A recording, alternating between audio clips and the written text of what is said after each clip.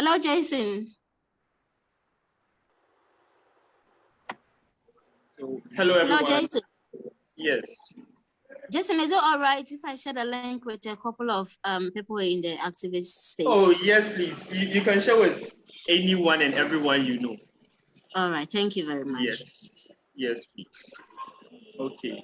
So, good evening, everyone. Welcome to today's virtual discussion with the Explorers Club. Our discussion today would be centered on inequalities here in Ghana in honor of World Social Justice Day, which falls today, 20th of February. So I'll just give a brief history of World Social Justice Day and then what it stands for.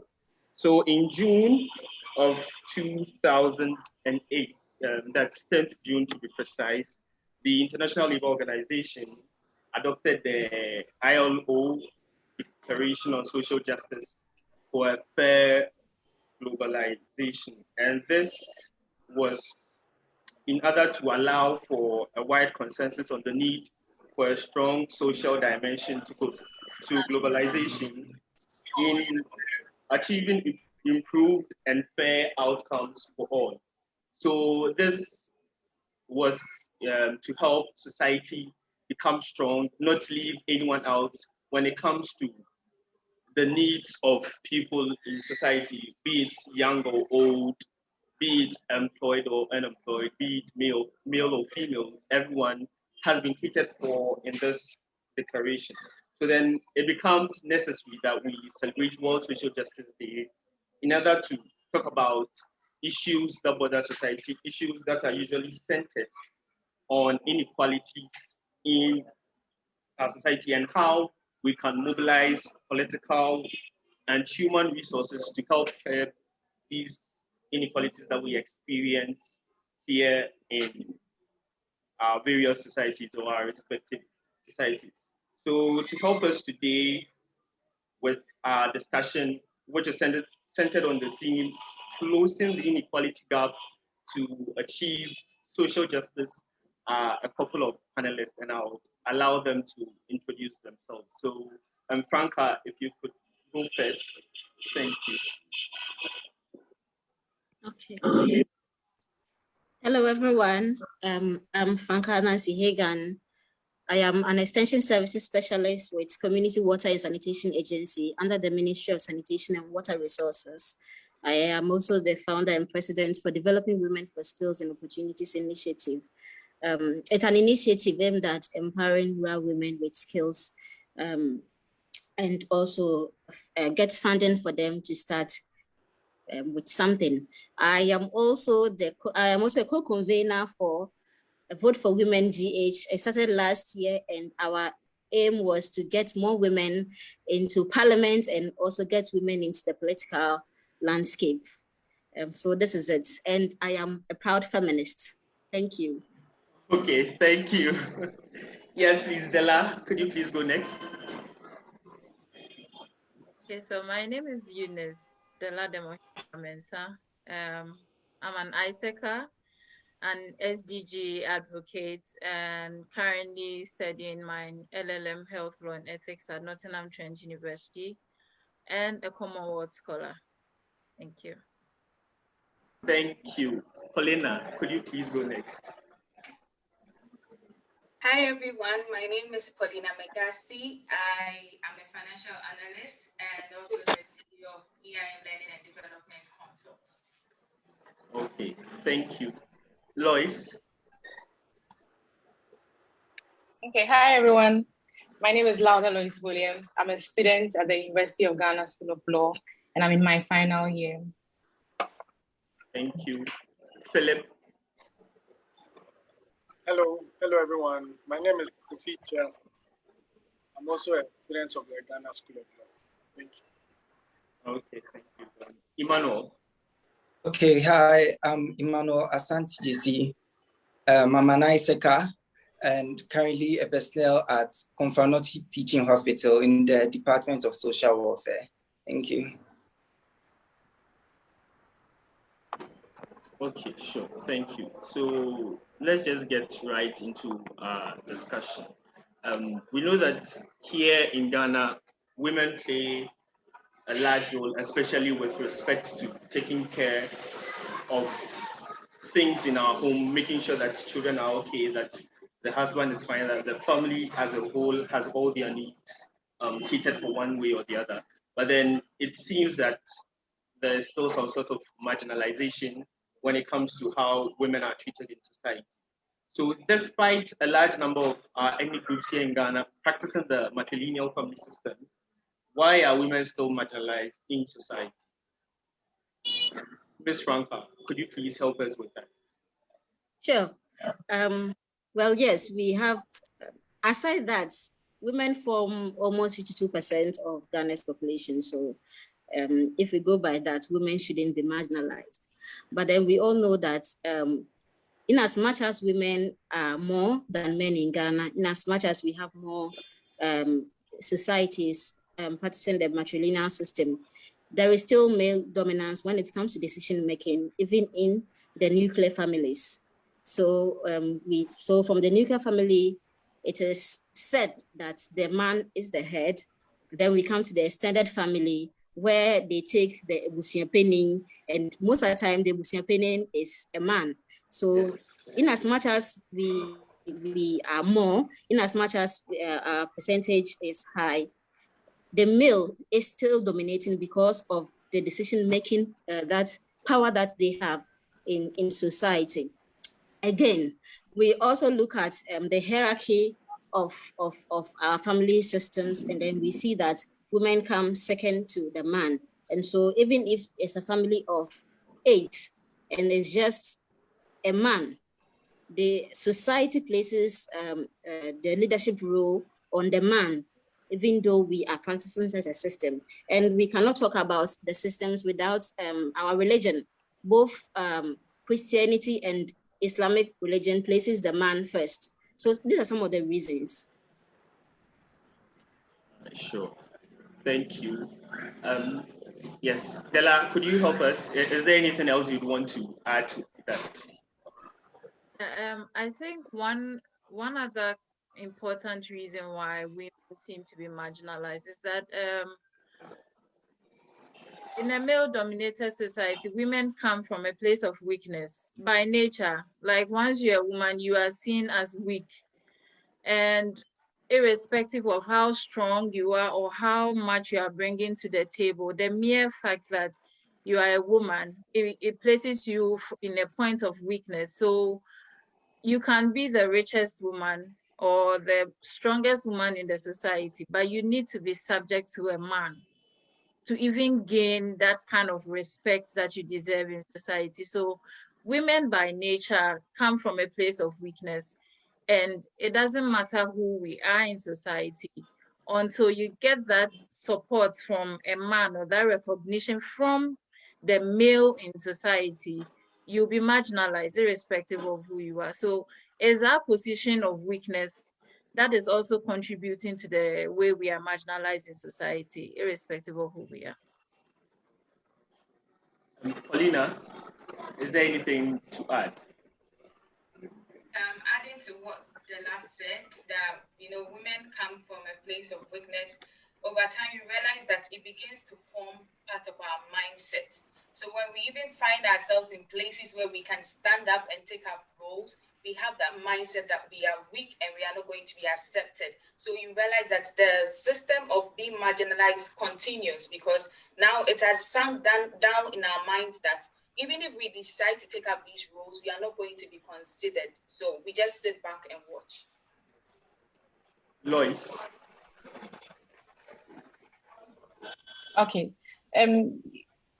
The question you asked was in relation to the matrilineal system of inheritance, Yes. right? Yes. So even if you look at that system of inheritance, you can even see that the male gender is prioritized over the female gender, because yes, indeed, it's from the female line, but who inherits? The man, you see? So even from that system of inheritance, we still have females being marginalized. So it's not just, females have been marginalized for years, for the female gender has been marginalized for years. So I think it's all due to societal norms. because that's what we're brought up with. Oh, your brother is better than you. Your brother should go to school before you. You understand? So all these are characterized by social norms. So that's my view on this. Okay, all right, sure. So Kofi, as a man, do you have anything different to say? It's just something. I think Lois took the wind out of my tail. I actually wrote down that it's cultural. That's what I believe. Okay. It's more a perception that men are supposed to be this way, and that's how it's become. But then I think it's quite unfortunate to marginalize women in that way. But then maybe going forward, we should move away from that. Okay. Emmanuel, as a man, do you have anything different to say? I think I agree with all of them. What they are saying is really true. And I believe this is based on gender socialization, how we are socialized into the society that men are superior to women. So in this case, where we are using the matrilineal, who is inheriting? It's the man. So they are still prioritized over the women. So I think this is based on how we've been brought up culturally and as a society, what we believe in. Yes, so that's all I have to say. All right, sure. Thank you. So we would move on to our next question, which is a bit legal. So we want to find out what the Constitution says about gender equality. I think this one, Dela, you can start. You can start for us, and then we would move on from there. Okay, so even before the 1992 Constitution, right? If you go way back to 1960, 1964, 1986, 1975, there have been a lot of legislation that seem to try to bridge the inequality gap and empower women. So we've had ratification of the CEDAW laws. We've had, in 1975, there was a Council on Women and Development.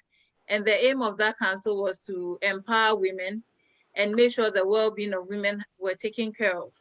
Now, even in our 1992 Constitution, there's this broad theme of non-discrimination against women or against anybody based on their gender, their race, their color, their birth, or even any disability. But you see, the spirit of the law and the letter of the law, or the law in print and the law in principle are different. We have the written laws that try to protect women, make sure that women are not discriminated against.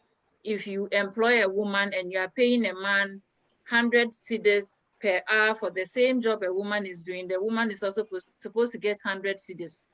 But then when you go into practice, you realize that a woman is working in a bank and she gets pregnant and then there's a problem. You are going to employ a woman and then you ask her, are you married? Can you work these hours? Okay, because you can't work these hours due to your marital responsibilities, I can't give you the job. I remember when I was applying to the law school in 2019, when I went to pick my form, one of the directors saw my ring and he asked me, oh, do you have kids? And I said, yes. He said that if you get admission, come and see me so I give you the rules and regulations you are supposed to abide by as a married woman in my class. And I'm like, why should I have separate rules because I'm married and I'm a woman? So even though the laws are there, what is clear is that implementing the laws has been the problem. The laws have not been implemented in favor of women. You have women whose husbands die and they didn't prepare wills. And because of that, their families come in, drive the women and their children out. And then we have the interstate succession law trying to redeem the situation and save these women from this kind of abuse. But we still see this abuse going on anyway. Yes. And then women have to end up going to court, fighting their husbands and their in-laws for properties that genuinely belong to them. You get it? So our constitution clearly protects women.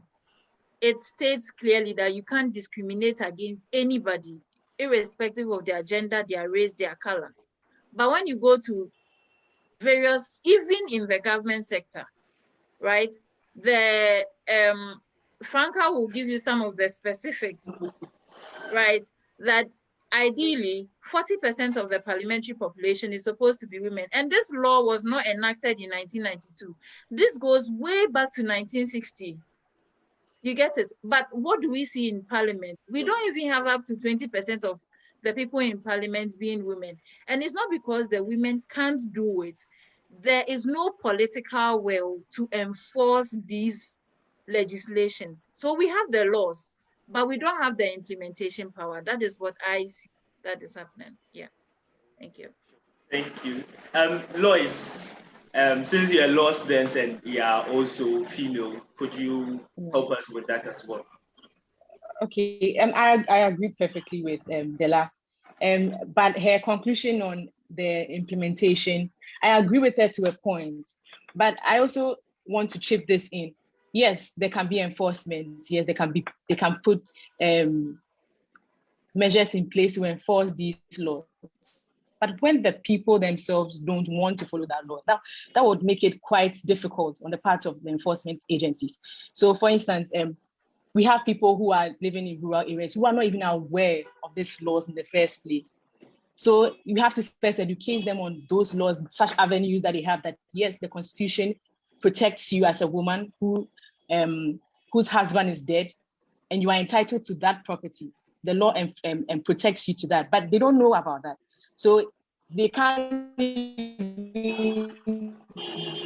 go to courts and challenge these actions by their husband's family. It's something else, right? So yes, there's enforcement, but the people themselves need to know that the law protects them. You get me? Yes.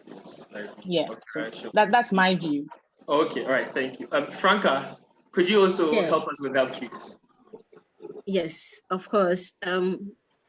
Just like the learned colleagues said, they are not my, but the learned people said. Yeah.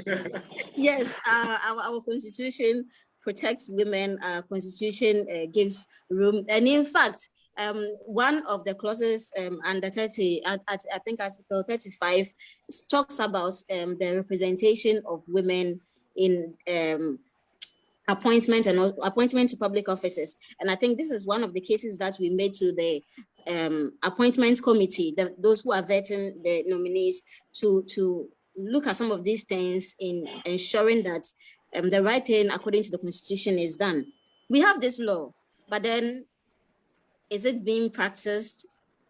Take politics aside, even with appointing directors into the various ministerial and also the government agencies. Are these done? No, they are not done. And the last lady, I think Lois, she mentioned that are even rural women aware of some of these things. I think that this is one of the things that Net Rights has over the years been doing, even though I think that the NCC should be doing this, educating and sensitizing these rural women about some of these laws so that they know their rights and they know how to even fight for these things. They are not doing them. But then I have seen Net Rights, one of civil society groups, go about in these rural communities doing that. So yes, we have the laws, but then the implementation is a problem, and I will entreat all of us to join hands and then call on government to do the right thing. Do well by a population that is more than 52%. Thank you. Thank you. Kofi, if we could kindly hear your views on that. I agree with everything they've said. Actually, I think the framers of the Constitution are quite because there are many provisions that protect women. You'll be surprised to see that Article 27 is headed Women's Rights. We have spousal rights. There are several provisions that protect women, but then I really don't know why it's not protected. I think Eunice talking about the fact that when women give birth, like they are not paid. Blah, blah. I think even there's a part of the Constitution, I'm not too sure, I wrote about somewhere, that says that when women are going to give birth or after birth, they are supposed to be paid and all. The Constitution, it's clear, it protects women a lot. And then I don't know why it's not being implemented. Yeah. Okay, Emmanuel, is there anything different you have to add? There's nothing. As the Constitution says, all persons should fall before the law. So in this aspect, there should be no form of discrimination against any individual or citizen in the country. Hence, women's rights are also human rights. So be protected and given the platform in whatever they are supposed to do. Yes. Okay, Paulina. All right, so I think my learned colleagues have said almost everything, but I am someone that believes that before change can occur, it starts with the mindset. So I keep saying mindset. So I agree with Lois when she says that it's very imperative for us to educate these women, because you can only fight for your rights when you know what is your right, right? So if we have education going down to the bottom, even down to the rural areas, that means when it comes to selecting people like assembly women, representatives, women will stand up and say, we select this person because a woman can also be there. We were here when we saw that a political party decided to put a woman as a vice president. And we had some women bashing her because we don't really understand what it takes to have a woman up there. And also, I'm also going to make a point of governments, practicing what they preach. So if you say you care about women, then if you are selecting ministers out of 46, you will not give 8 out of them that post, knowing that women form a major part of the population. So probably you could have given like 16, 20, then we know that we are getting there. But if your actions do not preach what is in the constitution, then I don't know where we are going to. And then you see people adding to their campaign proposals and, plans that we are going to make maternity leave 3 months, as if you are doing us a favor. You get it. But if you have women at heart, then this shouldn't even sound like something that we are supposed to be happy and jumping onto. It should be something that should have been done years ago. So I think that if we know exactly what we are fighting for, then we would have women stand up for their rights, and then we would give people, a match for their money, like boot for boots, and we would fight for our rights. Yeah, thank you. I think what you've mentioned brings us to a very interesting point. Looking at our various political scene and the various levels that we have in our political scenes, is there a huge possibility for a female head of state here in Ghana someday? I think, Paulina, if you could continue with that for us. If you think there's a huge possibility for a female head of state in Ghana someday. Well, it's possible someday. You added someday. So it is possible, because it just happened in Estonia where the president and the vice president are both female now. So it's possible. But when exactly, we can't tell, because we only have 8 ministers out of 46, and we have 36 seats in parliament out of 246. So to be able to even cover half, to get to people accepting the fact that a woman can be president or head of state, someday, yes, but when, I don't know. Okay, Franca, I think you please, have. Please, there are 40 women. Okay. There are 40 women. Yes. Thank you for the correction. 20 from both sides. Yes. Yes, of course. I mean, this is what Vote for Women is about. This is what we want to achieve. This is what Ghana deserves. And we are long overdue. So yes, I believe that there is a possibility that we will get a female head of state. And in fact, conversations have started around NDC, the other major political party, presenting Professor Jinano Kokwajaman as a presidential candidate for 2024. Yes, these conversations have started, and I think that we will get there. Yes, and we are going to get there. Okay, right. Kofi, I would want to hear your view as a man. Looking at how all of our presidents have been male, do you think there's that huge possibility for a female to become head of state in Ghana? Well, for me, I think it's possible. I don't see why that can't be possible. And I don't see any person, or let me put it in quotes, any reasonable person voting against a person just because a person is a female. So I think it's possible.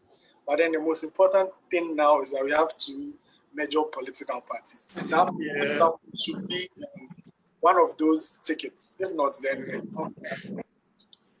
yeah, that's true. Emmanuel, what do you say? I think there is a possibility. If you look in the previous times, we would see that for a woman to be in parliament or to be in position, she has to exhibit masculinity. But now we are all aware that things have changed. It is based on the competence and the likability of the woman. And as Kofi said, it is up to the major political parties to represent women. I don't think women would be elected into power based on their agenda. No, I think it would be based on their likability and their competence, which would lead this discourse. Yeah, thank you. So, Lois, what do you think? Yeah, I also agree with Paulina, but I think that it all depends on society. You know, before that, we didn't even have women in place and political positions in years past. But now you can see that there's been a change in the mindset of people, you know. So even let's look at the EC, for example. Prior to that, we had a male EC, but then we had Charlotte said, now we have Jane, Madam Jane Adukwe. So you know that, so it takes time, and it's not static, yeah. So it takes time.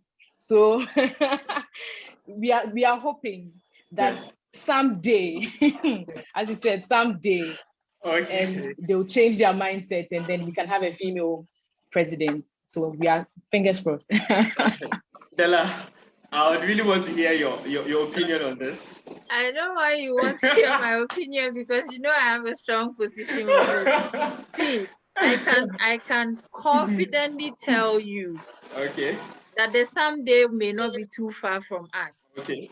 You see, but then you come back and then you look at the fact that immediately the NDC presented a woman, you see the way society started questioning her motherly instincts, and that is the marginalization we are talking about. If a man did the same thing this woman did, would she have been like, would the man have been scrutinized the way she was scrutinized? So everybody else, what we are all saying is true. Society has come from a very long journey. Where we are today, we are seeing women in big positions. A lot of female presidents are springing up in other countries. And I think that the way Ghana is going, we'll catch up with the trend. And we will find the best candidates who can do us good. But I don't support the two major political parties anyway, because I don't see when they will change their mind. Hopefully soon, but we will get there, and very soon too. Maybe I'll be contesting, so get your votes ready. Sure.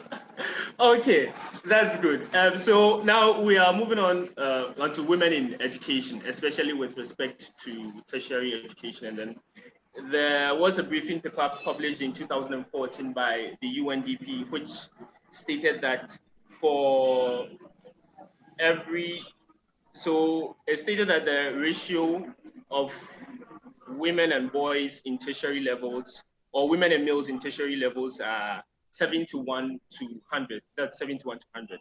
So how can we tackle this low, or let me say this ratio of participation, that's women to boys in tertiary education? How can we increase the participation of women in tertiary education and also in various professional occupations, as we've mentioned, in parliament and all other things? Lois, I would want to start with you, since you are in tertiary, since you are already in the tertiary level, and what can you tell us? Can you even give us the number of women in your class and then the number of boys, if you could get? Oh, I can't give you the exact number, but I can tell you for a fact that there are more girls in my class than boys. Oh, okay, well, that's good. Yes, so yes, that's good. Yes, okay. There are more girls in my class. Yeah, so okay, so there were quotas that were set up by the university for the University of Ghana. I want to read some statistics. Okay. So as of 2016, yeah, so in University of Ghana, Legon, the number of female students as of 2016 July were 57% male, and then 43% female for the undergraduate program. And then for the graduate program, they had 59.9% male and then 40.1% female as of 2016. But this year in 2020, that number has increased. We had they were trying to, the quota was to give equal opportunities for both male and female. So a 50-50% quota. But now in 2021, the admissions for this year, we had a ratio of 51 to 49% of females to male. So this year they exceeded that 50-50 ratio. So we are getting there. So you can see that for instance, in the University of Ghana, they have done their best. They have tried to bridge and even overtaking that 50-50 ratio of male and female in tertiary education. So yes, I'm using them as my example today. Yeah. So and I feel that if you can get the girl child educated, then you can see them in their professional occupations, because most professional occupations require that you have a degree or like a master's or a PhD. They expect you to have that kind of solid education. So if you can get the girl child educated through the tertiary institutions, then yes, they can get into the professional occupations. So that's my view on that. Okay, Marsha, thank you. Kofi, we would move on to you if you could help us how we can tackle participation of women in tertiary education. Okay, I also don't know if this is with law school or legal. There are more women in my class. I think about 60% or 65% of my mates are women.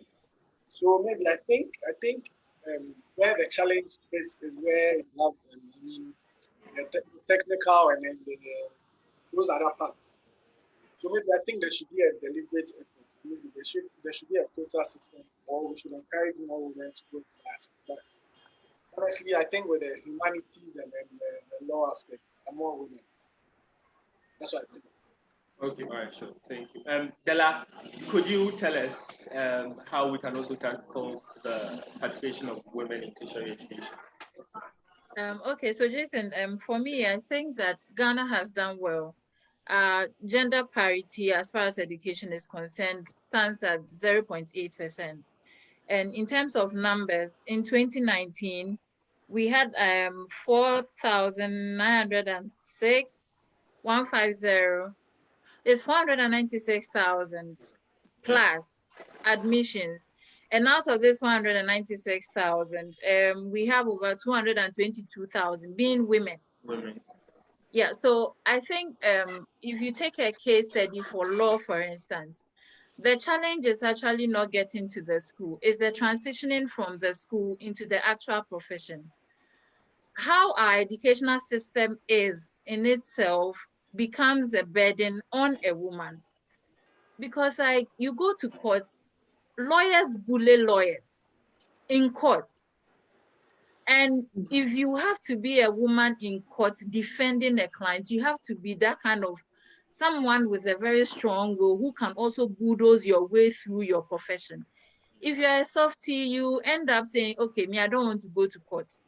And frankly, the legal system in Ghana is 80% going to court. Meanwhile, that is not all, like, that is not what law is all about. So I think that is how our professional setups have been made in itself. It discourages women from transitioning from the educational sector into the professional level. If we can create better opportunities in all sectors, science, technology, vocational, you find more women in the vocational sector, uneducated. The women in the market, they are doing so well. Some women know mathematics more than professors, but they don't have education. And that is a career path they chose to go. Okay, so if we can find ways of properly instituting some of these careers and building professions around them, we will not be having these challenges we are having. So that if I go to law school and I don't want to go to court, what are my other options? Probably because I have 4 kids. I can't go to court all the time. So I need another thing to do in the legal career that can still make me practice the things I've learned in school. But it is non-existent. It's either you are going to court or you are working as some legal secretary to some company or something. The opportunities are not there. I am here in UK and you don't need to go to court to be a lawyer. You can actually be in an office, be a solicitor, and you are equally a lawyer. Like, you've gone through the same training and you get paid. But in Ghana, we don't have enough opportunities created in the professional field. So in as much as we are getting more females into the schools, they go into the schools and they come back and they still have to go and sit in Makola and sell. Or they have to stay home and nurse babies, or open a boutique and be a boutique owner. Because I can't go to court and go and fight with the men. They'll bully me. Yeah. You get it? So we need to create better opportunities in the professional sector. Aside creating, get them into the school. When they finish the school, create the opportunity for them to function properly in the profession. And it's not just for women, it's for the men too. I know university graduates who are driving Uber and are mates. Not to say being a mate is wrong, but I don't see why with a PhD, I should be a driver's mate when I could use my knowledge to help develop Ghana. You get it? So we need to create more opportunities, better opportunities in the professional circles for women who go through our educational sector. That's my opinion on this. So, Emmanuel, as a social welfare person, what's your take on this? Okay, so I believe Ghana has done really well in terms of women in education because of the affirmative action bill that has been passed. Priority is given to women who want to be represented in the STEM, that is the science, the technology or technical, engineering and maths. A lot of priority have been given to them. But as Deladem said, when they are being transitioned into the working environment, that is where we encounter most of the problems. The women face barriers. So we have something we call the glass ceiling. As women are rising into power and are moving ahead, they encounter obstacles. Probably there's a particular position or promotion a woman is supposed to get, but due to a man being a woman and being in, as we call, a domination that is full of men, or an environment that is full of men, probably a woman in engineering, the position will be passed from her and given to the man. So this is an obstacle that would hinder women from moving ahead. Also, as I can speak on how and to, since we are doing gender equality, the men pink-colored jobs are also given priority. As a man in nursing, a position will be available. It will be passed from the woman to the man because men are not really into nursing. It's a job for the woman. This is also a gender stereotype. So these things come about. They tend to make women withdraw from going for opportunities or moving up ahead in life. So I think we should look at these things. And also, there's intersectional discrimination. Some women face more discrimination than other women. All discrimination. Women in the, let me say, affluent women would face lesser discrimination than women who are not as affluent. So these things should be looked at so that there will be a better Ghana or a better society. Yeah. Okay, thank you. Paulina, what do you have to say? Well, I think that majority of it has been said, and I agree with Della that the government is doing very well when it comes to bridging that gap, because even with the free education, we find out that now most parents that would have chosen between the son or the daughter going to school have both of them going to school. So in the long run, would have all of them in the university. But the main thing that needs to be discussed is after the university, what next? How do we transition them into putting into use that skill that they have gained from the university? And that is what we need to pay attention to. Thank you. Franca. Yes. Okay. So, Ashanti, point of correction: the affirmative action bill hasn't been passed after 26 years. I'm sorry, it hasn't been passed. What they are talking about is what the various tertiary institutions have instituted themselves to use equity as a tool for gender equality to get more women in school. So the AAB hasn't been passed. Going on.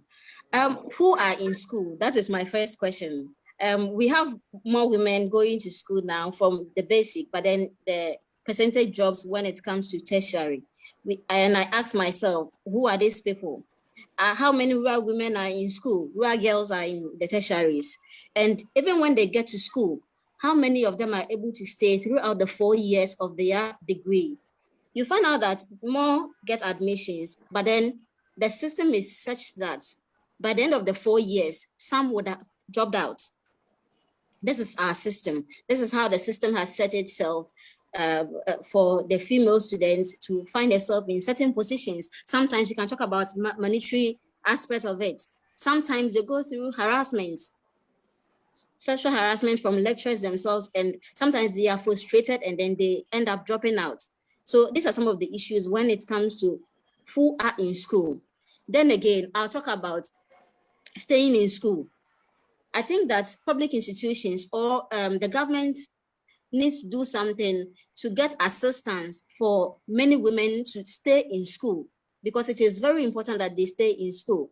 Also, when we talk about the professional outside work, I am a public servant. I work in the government institutions where training programs become available. They are sponsored by international organizations to go outside for training and all that. And you find out that men are picked for such trainings over women. And then you want to find out why more men are picked for such international trainings than women. And they will tell you that the woman will get pregnant along the way, and they would need that skill set, and the woman would not be around. These are some of our cultural issues that creeps into our professional circles. And these things need to be looked at. So aside, yes, women are there, they are getting employed, but are the circumstances fair enough to keep the woman there? Just like the last said, is it? No, it's not. There are training opportunities available, but then women are not given priority because of their biological makeup, so to say, in quotes. So yeah, we are getting there, but then more needs to be done. Okay, all right, sure. So, Frank, I would also want to start with you on this question. In terms of the fight of for gender equality and all, who is the enemy? Oh, it's society. I mean, I wouldn't want to say a man or a woman, because yes, it's society, straightforward. Okay. Straightforward. Our society is such a way that it is male dominated. The patriarchal society sets women to fail by virtue of you just being a woman. So the society that we find ourselves in, yeah, that is the enemy. That is the common enemy here. Yeah. Yeah, thank you. Unless you have a follow-up question for me. I think that's fine. I mean, yes, we just want to know, because definitely if we are fighting for something, if we are fighting against something, you need to know who your enemy is, so that at the end of the day, you know the best tactics to employ in order to gain victory. So I mean, definitely we need. So Della, what's your take on that? My mirror tells me I am the enemy. Why so? Yeah, because like Franca said, no, not Franca, Paulina said that mindset. Okay, so I'll use myself as an example. When I finished my HND, I had a job. When I got married, I resigned my job, stayed home, had 3 children. Then I decided to go and do my LLB. The day I got admission, I had someone I respect so much in society on the phone with me for over an hour, just trying to convince me that I can't finish the LLB. Wow. If I start, I will end up getting pregnant and I will have to quit school. So there's no need starting in the first place. But I told myself, okay, this is where I want to get to. I want to become a lawyer one day, and this is the only way for me. The only way for me is to go forward. And I did. I wrote entrance exams. I failed the first time. I wrote the second time, I failed. Then I said, okay, I won't sit down doing nothing. Then I applied for a scholarship. And here I am today, a Commonwealth scholar. So I see that in as much as our society doesn't even encourage progress as far as women are concerned, you're supposed to be in the house, taking care of the kids, make sure your husband is happy and all that. You, the woman, you are your number one enemy. When you accept that limitation that society is placing on you, it's not the society that has become your enemy now. You have become your own enemy because you have accepted that limitation. Why should you let society place a limit on you? Get up, move. Don't tell me that now that I'm here, society can come and drag me from here and take me back to Ghana and put me in my husband's bed. Yeah. You get it? I had to make a choice. So I feel that we are our own enemies in as much as the system is programmed to make us fail. We are contributing to the failure because we have accepted the limitations. The only way out is to move. So let's move, let's get moving, and then we'll be able to break the limits and then achieve what we want to achieve. Hello, Jason. Yes. I want to say something before you move on. Okay, yes, please. So, yes. Della, I think that in the cause of gender equality, we need to recognize something called privilege. And this is something that many people do not appreciate. And so we end up, I am Franca. I did my degree, I did my master's.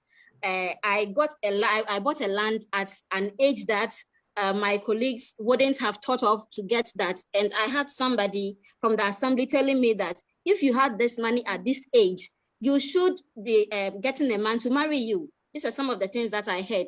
But then I believe that my privilege stems from my education and my background, where I'm coming from. So I have this mindset that I can achieve whatever that I want to achieve. How many women think like that? There are so many women who have been conditioned to see, first of all, marriage as the priority. So even in as much as you are going to school, you should get in, it should be in your mind that you are going to get married and then your husband and your children are going to be your priority. So education is, first of all, really important, that we acknowledge that you need to sensitize these women to know that they are more than just what society lets them, tells them. If you let them understand this, then they will say, oh, okay, so I can even do this, I can even do that. Then you have lifted somebody from that level onto another level.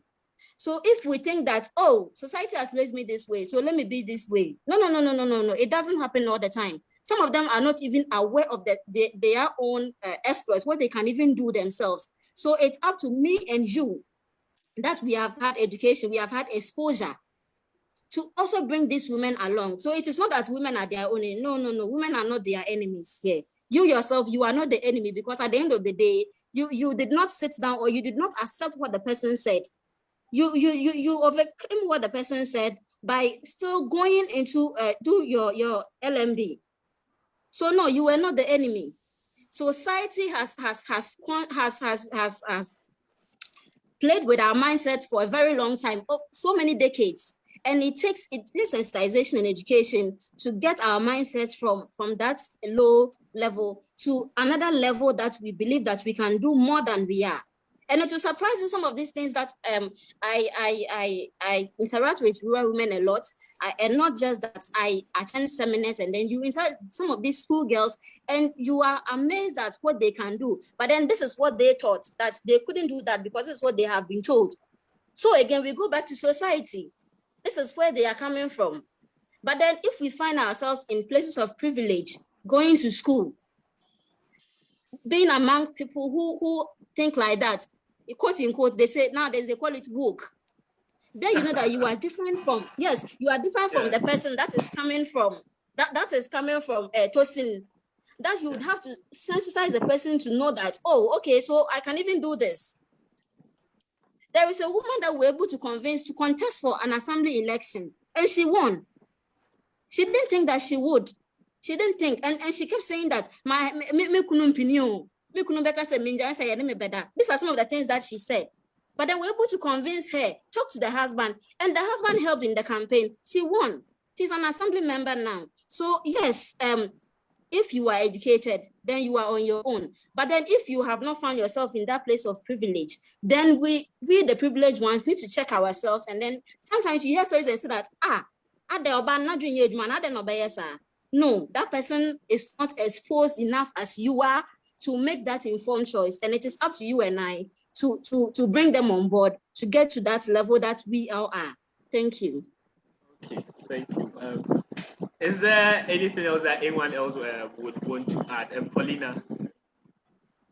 think so. Moving forward, one thing that we can look at is the fact that we are also part of the society. So as we are the future and we are future fathers and future mothers here and future aunties, whatever, we should look at how we would condition our future homes, because it begins from there. Yeah. So when you have a daughter, you have a son, you treat them equally. You make them do the same things equally. You don't say the girl is for the kitchen and the brother is for playing video games or whatever, because it begins from there.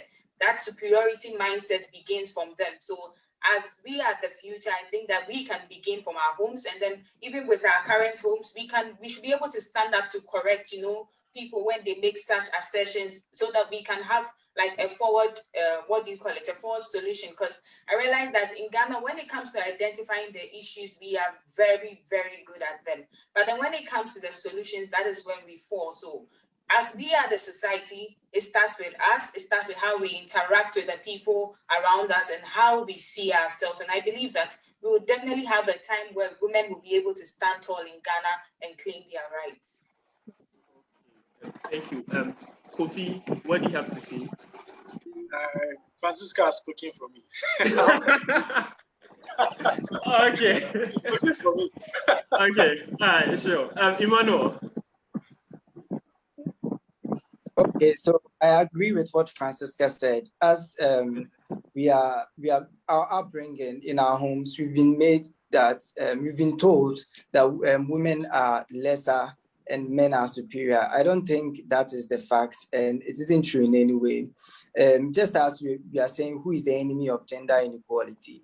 As the society we are, it is what we've been told, the societal norms we go by, that's placed on our minds. So it limits women in their capacity to do better for themselves. So I think it's entrenched in the society or in our culture, not necessarily a woman saying she's her own enemy. No, gender inequality is the enemy of all of us. Yes. Lois. Okay, so I think that the enemy here is societal norms.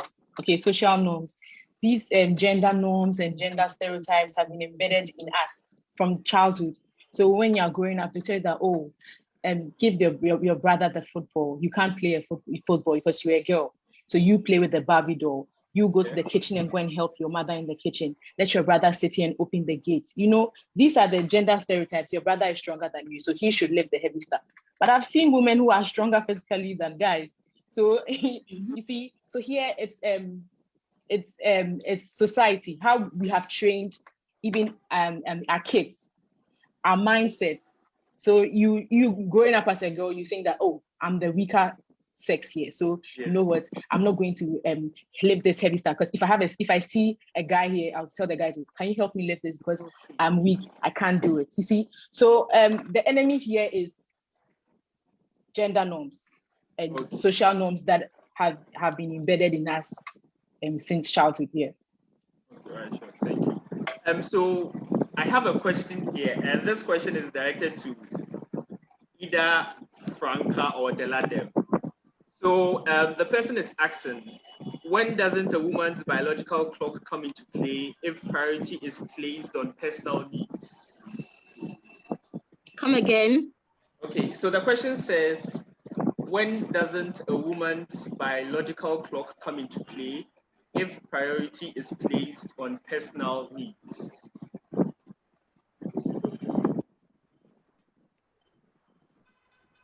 Franca, would you want to go first, or I should? Let me go first. Okay. Well, Jason, I don't know what priority the person is talking about, but if, for instance, you want to prioritize the needs of a woman, and when you are employing her, right, then it means that, for instance, if it's a banking sector, I work in a bank, and my manager wants to prioritize my needs. Good. Then the bank is going to think about the fact that, okay, she's married, one. She has a home to keep. She has children to take care of. She can be pregnant. There's menstrual cramps. There are a lot of emotional issues a woman will go through. So then the bank manager will be thinking that because of these things, I can't make her the branch manager, which is wrong. Has the person come to tell you that these things are a limitation for her? You get my point? So the manager is assuming things and making decisions based on these things that, okay, I'm trying to prioritize the needs of the woman because by her biological makeup, she will get pregnant, she will be having menstrual cramps. If I make her a branch manager and she's having menstrual cramps and she's having mood swings and she comes to work, she will have issues with the workers in the office. It shouldn't be the case, unless, of course, genuinely someone has come to you and said that, okay, I have this issue, I have this issue. So based on these issues, I can't take this role. But if the woman hasn't come to talk to you, don't prioritize her biological issues and make that a basis to take decisions for her. It shouldn't come in unless it becomes a barrier. Guess it's because I've seen women prime ministers breastfeeding in parliament. I've seen women, grandmothers carrying their grandchildren to their offices and still working effectively, running big corporations with their children, pregnant. I was 9 months pregnant and I was in school. When I delivered, I was writing. In fact, I went into forced labor in one of my examinations. You get it? And it didn't stop me from achieving my goal. So I don't think, fine, it's good to think of the woman, try to prioritize her needs and make room for some of these needs. But it shouldn't be a barrier to the same promotion she deserves. You get me? Franca, please, do you have anything to add? Yes, thank you, Della. So first of all, the biological clock something is BS to me, excuse my French. Okay. Again, so this is when labor organizations come into play. How is there anything that the labor organizations has in place for women to make sure that they are able to stay in the labor force as they? So first of all, yeah, it's good that you prioritize the woman's needs by some of the things that you can do is by providing pads, tampons, and others to ensure that she's comfortable in the workplace, and there is nothing wrong with that. And I think that this is something that we are all fighting for, that things surrounding period shame will be addressed. Yes, but then for you to think that a woman will get pregnant at this point, just like I told you about the training that comes to us, but then the priority is given to men to attend. I don't think that I have discussed that I'm getting married at this time. And first of all, it is not every woman that gets married. It is not every woman that have the mindset of even giving birth. So you cannot say that for the woman unless, of course, you have sat down with her and then by your rules, which is even still BS, excuse my French again, because she is there for a reason, to build a career for herself, to build a profession for herself. And so, yes, I mean, it is good that women's needs are prioritized. Their menstrual needs are prioritized. That is one of them. Also, their maternity leaves. We have so many organizations, especially the private sector, where a woman, they are on probation, how do you call it? Contract basis, and then they are renewed every 6 months. And so they are not able to even get maternity leave. First of all, as soon as you get pregnant, your contract is terminated. You can go and give birth and come back. I know an insurance company in Ghana that does that. Go and give birth and then come back. Write letter again to us that you would want to work with us again. And so first of all, the person's rights has been violated because the person was supposed to get leave, maternity leave for 3 months, paid maternity leave, but then they don't get that. This is some of the things that we are experiencing in this country. So yes, their needs should be prioritized, but then you do not take decisions on their needs without consulting them first or thinking for them that this is what they need, and so I am going to do for them as an employer or as anything. Thank you. Okay, sure. Thank you. So that brings us to our last question on gender inequality, which has to do with if the pandemic has indeed revealed any gender disparities with regards to employment. So, Franca, you could please start for us and then we'll move on. Okay. I would share a link on the platform after here for one Okay. of our colleagues, Basira Tukama, did a research on this last year when the pandemic came up and then we had a lockdown. So she did an extensive research on this. Yes, I believe that the pandemic has greatly affected women and also affected employment. We have so many private schools that closed down because students were at home. And you talk to some of them and their appointments were terminated because, first of all, they no longer need their services. One reason is that some of these are single mothers or mothers that need to stay home to take care of their children because children are no longer going to school. So they couldn't go to schools to have e-class with their students. So the men were at an advantage to go to the schools to have e-class with their students. And most of these teachers were laid off. This is one of them. Also, we talk of unpaid domestic work. Hello, can you hear me? I can hear you. Yes, please go ahead. Yeah. So we talk of unpaid domestic work, where in as much as so for somebody like me, I was an essential worker that need to go to work even when we had a lockdown. So a person like me needs to, if I had kids at home, I would need to make sure that the safety of my kids are ensured, do everything possible in the house. And I think that if I had a family back home and I was in the office, all these things would affect me psychologically. And some of these employers took advantage of that to lay women off, which I think is very, very unfortunate. We also have women in the rural sectors. So let me give you an example about phones, those who sell phones. Okay. Yes, most of them are women. And as a result of the lockdown or as a result of the pandemic, things are no longer coming in. So tell me, who is it going to affect? Yeah. Just I need an answer from you. Oh, you? Well, the traders definitely. I mean, those who deal with selling the second-hand clothing. Yes, and majority of these are women. So Yes. That is also for the informal sector, where majority of these traders are not getting things to sell because of where we are. Again, when the pandemic came, or it's even still, so for instance, in Tapra Day, the market has been divided where one comes at this time, the other comes at this time. Yeah. So we had Tomato Sellers Association coming out that their tomatoes are perishable.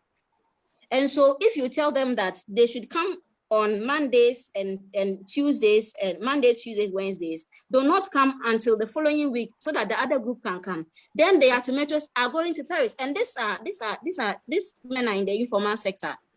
And so who is it going to affect again? Yeah, they themselves. It will definitely affect them. Yes. Exactly. So these are some of the things that has happened in this pandemic that has affected women.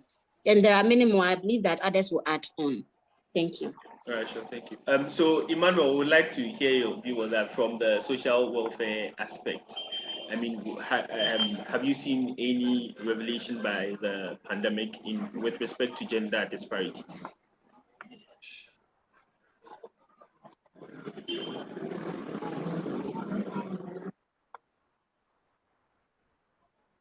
Hello. I think he has to unmute. Emmanuel, are you there? Yes, I'm there. Can you hear me? Yeah, I can hear you now. Okay, sorry, I was on mute. Yeah. Oh, okay. Yeah, so, due to the ongoing pandemic, a lot has been in terms of gender inequality. Yeah. Taking into consideration the economic aspect. So most women have lost their jobs compared to men. As Francisca said, they have unpaid labor work, as women have been stayed home to look after the children and also to cater for their house needs. Women are being restricted. So most of the companies that are laying off workers are looking at laying off women instead of laying off men. So this has caused like a rift in the economy, as can be seen. Yes, thank you. Thank you. Kofi, what do you have to say about that? I'll look at it from the sexual abuse part. I think Okay. during the lockdown, more in particular, were abused. Yeah. When it comes to sexual matters, the woman has to consent. But then I think during the lockdown, some men took advantage and they were doing, even though they're married, some not married, they were, abusing the women without that. Doing stuff to the women without their consent, which is an abuse. So I think it affected the women more. Okay, sure. Yes, Lois.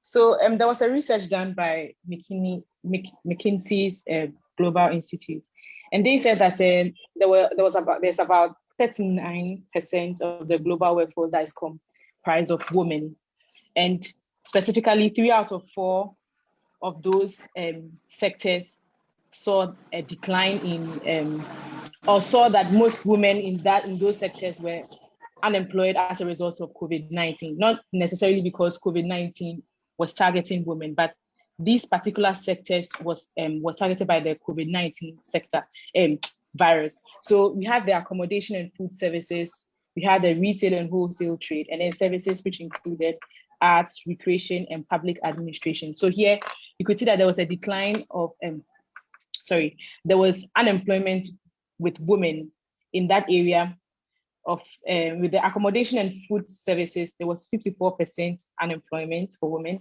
retail and wholesale trade, 43%, and with the services, it was 46%.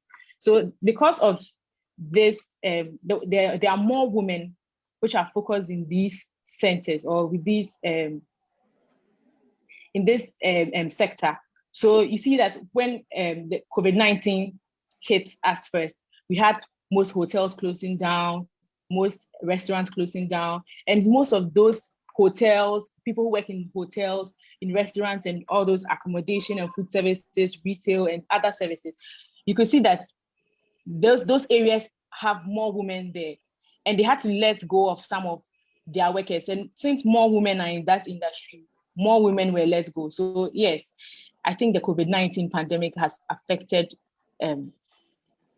women in this sense.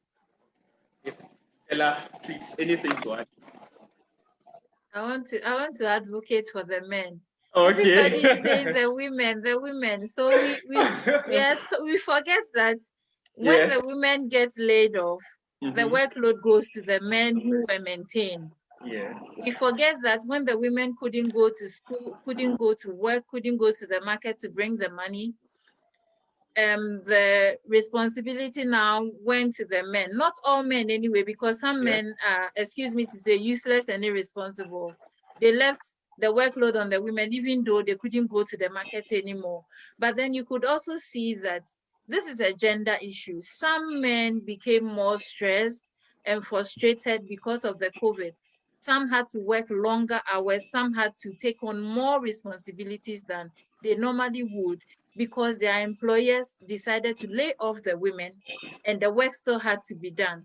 So you had, when you look at depression rates and issues of mental health, you had a lot of men going into mental health distress.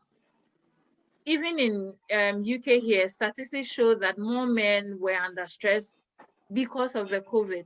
So it's not just the women who were affected by these layoffs and this unemployment issues, even though they were largely hit, because you find most women in the retail sector and all that. But when it comes to workforce, the layoffs also affected the men and brought more burden on men, especially those whose wives were originally supporting them but couldn't support them any longer. But it also made more men irresponsible. Like Kofi said, some became abusive in the night, demanding sex when the woman had been home taking care of the children the whole day and all that. So both sides had some effect. Yeah. Sure thing. Can I come in? Can I come in? Can I come in before Paulina comes in? I'm sorry. Okay. I'll allow some few minutes for you, and then yes. Okay. So Della, before the pandemic, issues of mental health and the percentages has always been the greater percentage has always been on men. And I think this is another gender issue that's I have a colleague who advocates for that. Yeah. And I appreciate that. But then again, these issues stem from our societal norms where men are not encouraged to talk about their issues. And so if you are not encouraged to talk about their issues, these are some of the things that are bound to happen. Even women that are able to talk about their issues still go through anxiety, still go through depression and other mental health issues. So this, and again, I would come back to the men being taking on extra responsibilities. It's a labor force issue where a job that 3 people are ought to do, the employer is now paying just 1 person to do that, and that is an abuse. That is an abuse on the part of the man, because the employer needs 3 people in that sector. But then again, the woman that has been laid off is also doing unpaid duties at home. It's doing so. The question is, do you think the pandemic has revealed gender disparities? And so this is where we are coming from. Yes, the men are taking on extra duties because the employers decided to lay off women who were workers there. Men are depressed even when it came to the pandemic because they have refused to talk about their issues. And I think that this is what, Jason, you and your boys need to start talking about.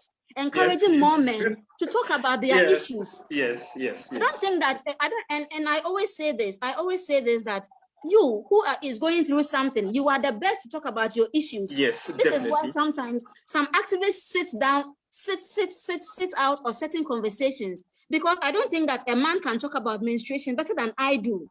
Yes. I do not think that I can talk about the issue of a Muslim woman better than a Muslim woman. I cannot talk about issues of law better than Dela and Lois and the other lady. I do not think so. I do not think that they would have a grip on communication issues than I would do. I do not think that they would have a grip on sanitation and wash issues than I would do.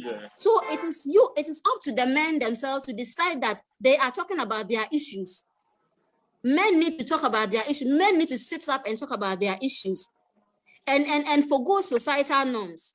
You know, most of the time they're not able to talk about that because they love for the fact that a woman is placed at that level in society and they get to enjoy that privilege. And so nobody wants to give up their privilege. And so talking about things that affect you yourself, you keep quiet about it. So Dala, it is not that everyone is saying for the woman. No. We are saying equality is for all of us. If women take up half the sky, I've forgotten who said this, but then it's a popular saying. So if we take up half the sky and all of us are holding half of the skies, then I think that the world will be a better place. So no, this is not about something against men. Yes, the labor force needs to do something about what has happened. And again, when it comes to the mental health issues, men need to sit down and then talk about their issues. Thank you. Okay, thank you. Paulina, could we please have your view on that? Well, I think that from the Ghana standpoint, as she said, I cannot talk about that so much because I don't I really haven't seen so much of it because we have been working from home since last year. And for even being that last year, people got promotions, and my current supervisor is a woman. She has 3 kids, and the system is designed towards that she can work some parts of the day, go pick up her kids during the day, and continue to work later in the night. You get it. So she's able to give up the hours that she loses during the day. So for here, I think that the system really supports women taking up roles, and I think that's something that in the future, as a country, Ghana, we can look into. Okay, sure. Thank you. So that brings us to a close on the topic of gender inequality. We'll move on to youth unemployment now. So I have some statistics from a website called Statista, and I'll read the various youth unemployment rates from 2015 to 2020. So for 2015, youth unemployment stood at a rate of 14.17%. In 2016, it was 11.4%. In 2017, it was 8.84%. In 2018, it stood at 8.79%.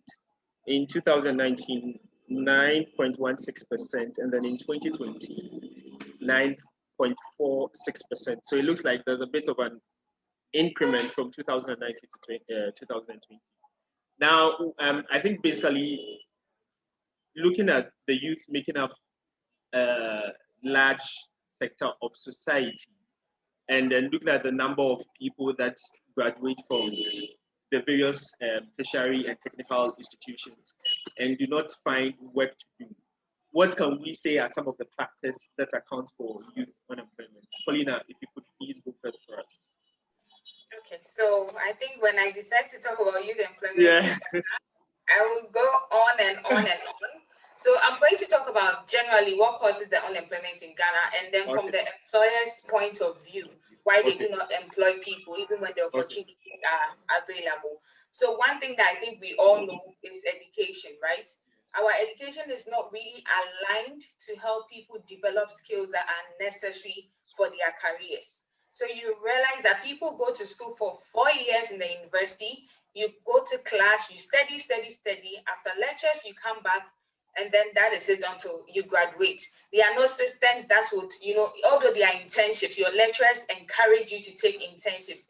Some universities don't make it mandatory. So the systems are not such a way that you push these people to get the skills that is necessary. Secondly, I think that one of the issues when it comes to like education and training is the fact that the things that we include in our curriculum do not necessarily give people the opportunities to identify the opportunities around them, given the resources that they have. So after university, of course, everyone wants to get a job, but if you don't get a job, what's next? That entrepreneurial mindset is not giving us back in school. So everyone is kind of glamorizing white collar jobs, and we all want to come out and have work. So if it doesn't work that way for us, then at the end of the day, we find that, okay, I'm unemployed, I'm home.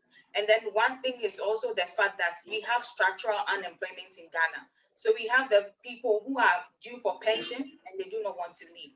In that case, there is no space created for other people that are available to take up these roles. So you find yourself doing national service, yes, but after national service, you are let go because that person that is supposed to leave for you to take that position is not leaving. And then due to that, we realize that there are lots of unemployed people in the society because we have over 81 universities in Ghana. So imagine everyone coming out, over 400,000 universities students coming out, and then you have probably 20 or 30% of them getting a job. What happens to the rest? It leads to underemployment. So we have people who are skilled, yes, but then people who have the opportunities, like employers, are willing to pay them low for their skills because if you don't take it, someone else is going to take it.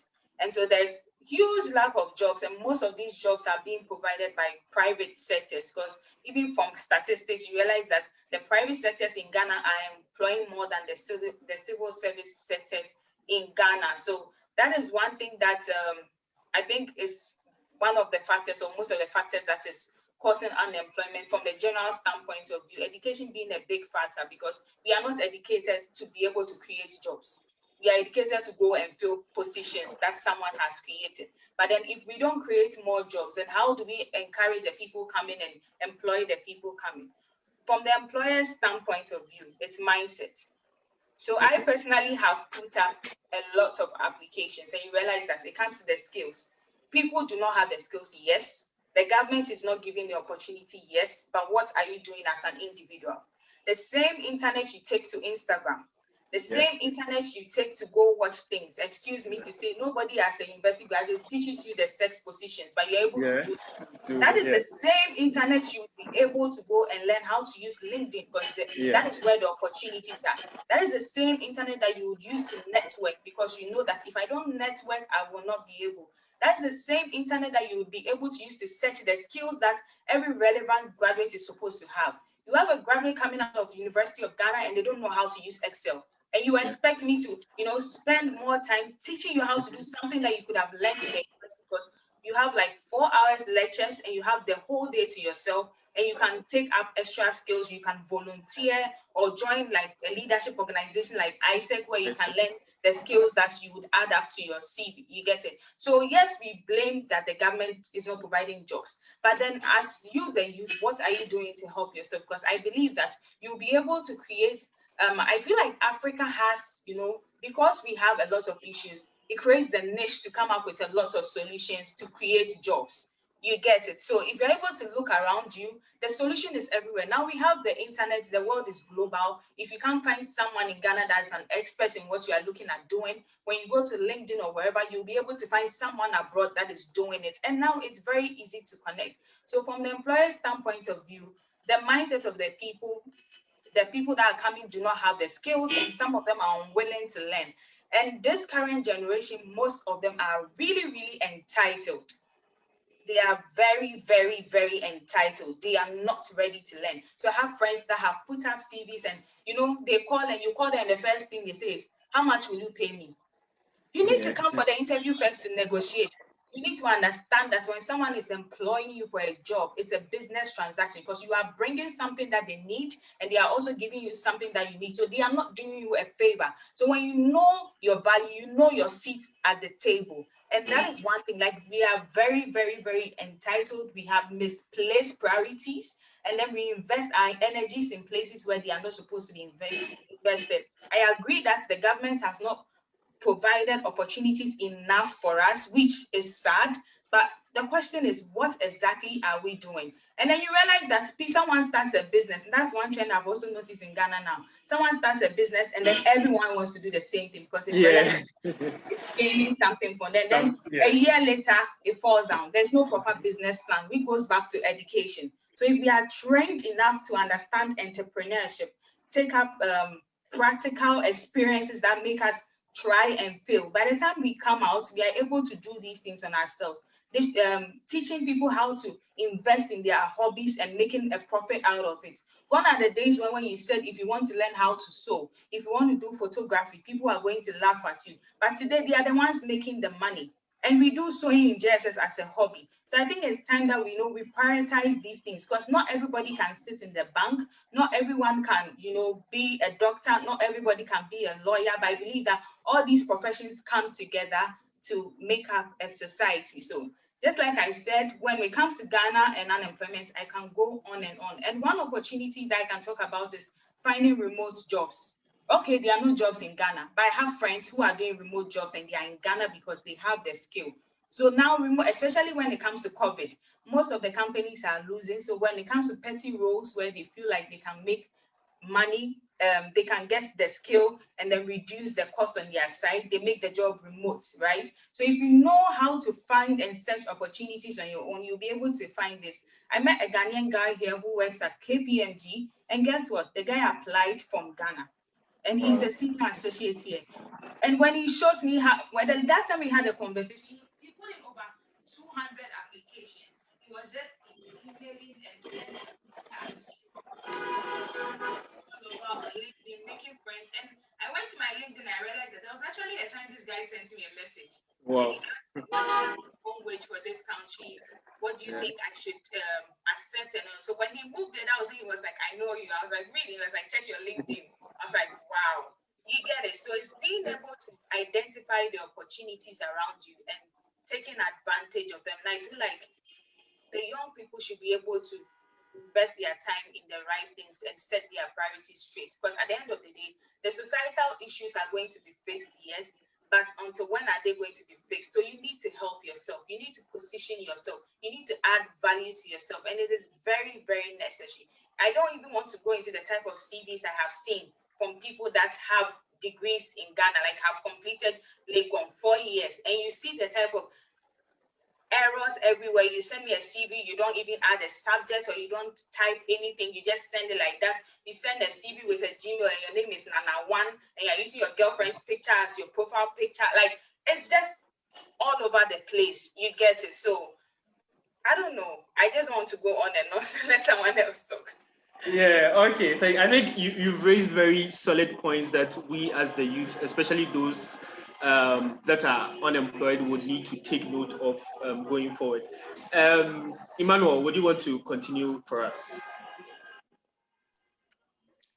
Okay, so the little I have to add up is there are actually a lot of things that come into play. As she mentioned, education being one of the major factors. Education, not just as in sitting in school, because for me, we've been told that you after the university, you have to be innovative and come up with own ideas, come up with entrepreneurial ideas, so that after school you can set up something for yourself. These are some of the things I think as youth we should be focused on. Yes, what makes you what everybody has the same degree as you have. Everybody has their first class, but what makes you special? What can you bring onto the table if you are hired into a particular organization? So as you are not getting the opportunities are not there now. Looking at the current pandemic, most of the companies or government institutions are not hiring now. So you have to set up something for yourself. So as a youth, you have to keep learning, going onto the internet, educating yourself about the current trends that are available, and setting something up for yourself. Yes. And I think another factor is we would say capital or money. Yes, it comes into play. If I have an idea I want to explore or work on, and there is no finances available, there is no capital made readily available for me, it makes you limited. It makes you look up to other things that you think, it makes you look onto other ideas or explore other things you wouldn't have thought in the first place. So if there is capital, I don't think employment would be as a huge factor. Yeah, thank you. Sure, thank you. Lois, could we please have your view on that? I think Paulina said it all. Yeah. She has said everything that I need to say, but I also like to add that one of the factors that leads to youth unemployment is also rural-urban migration. So we have more people who want to come from the rural areas into the urban areas looking in search for white-collar jobs. Everybody wants to sit in an office, drive a car, sit in an office with AC, sign documents and all. That's what they want to do. They don't want to like do other things that require vocational skills. They don't want to learn a trade. They don't want to farm or something. You see, so everybody's looking for that white-collar job instead of trying to explore them other vocational skills. What can they do? Am I good at hairdressing? Am I good at sewing? So yeah, I think that is also a factor that leads to youth unemployment. Okay, sure. Kofi. Okay, so I'd also take it from the government aspect. Okay. I think even though we are having more schools and more graduates, the economy is also becoming bigger, but then it's not growing with jobs. We don't see the creation of more jobs. Even though the economy keeps becoming larger and larger, they're always putting the figures all around, but then we don't see it with jobs. Each and every year, we see youth unemployment growing higher and higher. So I think there should be a deliberate effort. Like, see the way this government decided to put an effort into making sure students go to school for free. Yeah.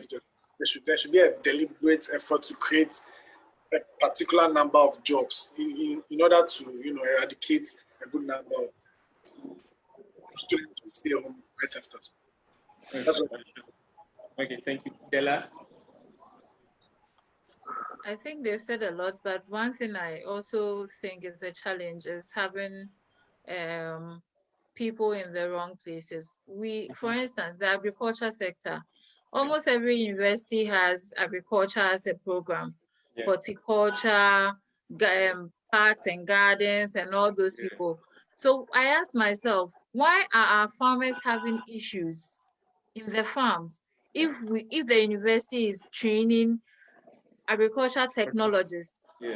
I mean, by now, KNUST should have been able to build systems in place where farmers can just take the machine, go to the farm, plow the farm and plant. So what's happening to all the graduates in agriculture, the graduates in science and technology and mathematics and all that.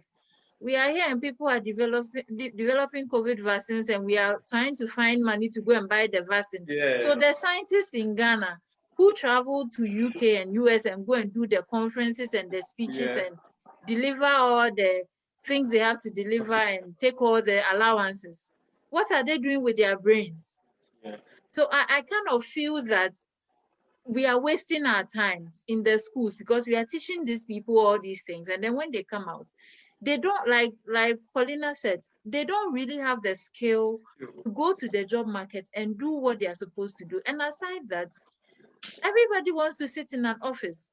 You go and do agriculture technology and you want to sit in an office. Which office? Yeah. Who plants cassava in an office building?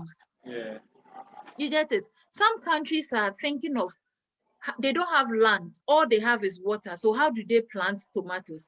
We have one of the best kinds of tomatoes in Spain, from Spain. And you look at the landmass of Spain and it's like, I mean, it's a hostile ground. Yeah. How come they have the best kind of tomatoes? It's because people are using their brains. Yeah. You get it?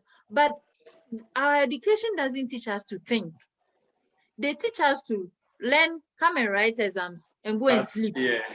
You get it? So the problem is not just systematic. We have not been trained to think. So I finished school.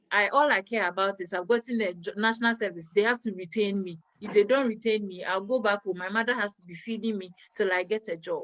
So we really need to calm down and deal with some of these things. If you are an agriculture technologist, implement the things you learned in school. Go to the farm, teach the farmers how to apply the manure to the plants so the plants can grow well. These are the things I think that when we start doing, some of these things will be limited in the society. Franca, could we please have your views on that? Yes, sure. So just to add up, because almost everyone has said whatever that I wanted to say. Coming from a government sector, this is something that I have seen. It's one of the reasons we have more than 60-year-olds still occupying positions where their time is due for retirement. But then because they have been there for a very long time, they are able to manipulate the system to have something we call contracts after retirement. So they take 6 months, they take another 6 months, and then some of them have stayed there for over 8 years with 6-month contracts. This is what is happening in some of the government sectors. And so how do we get these graduates who even have the attitude towards work, who have the competence to even come in and help? That is one thing.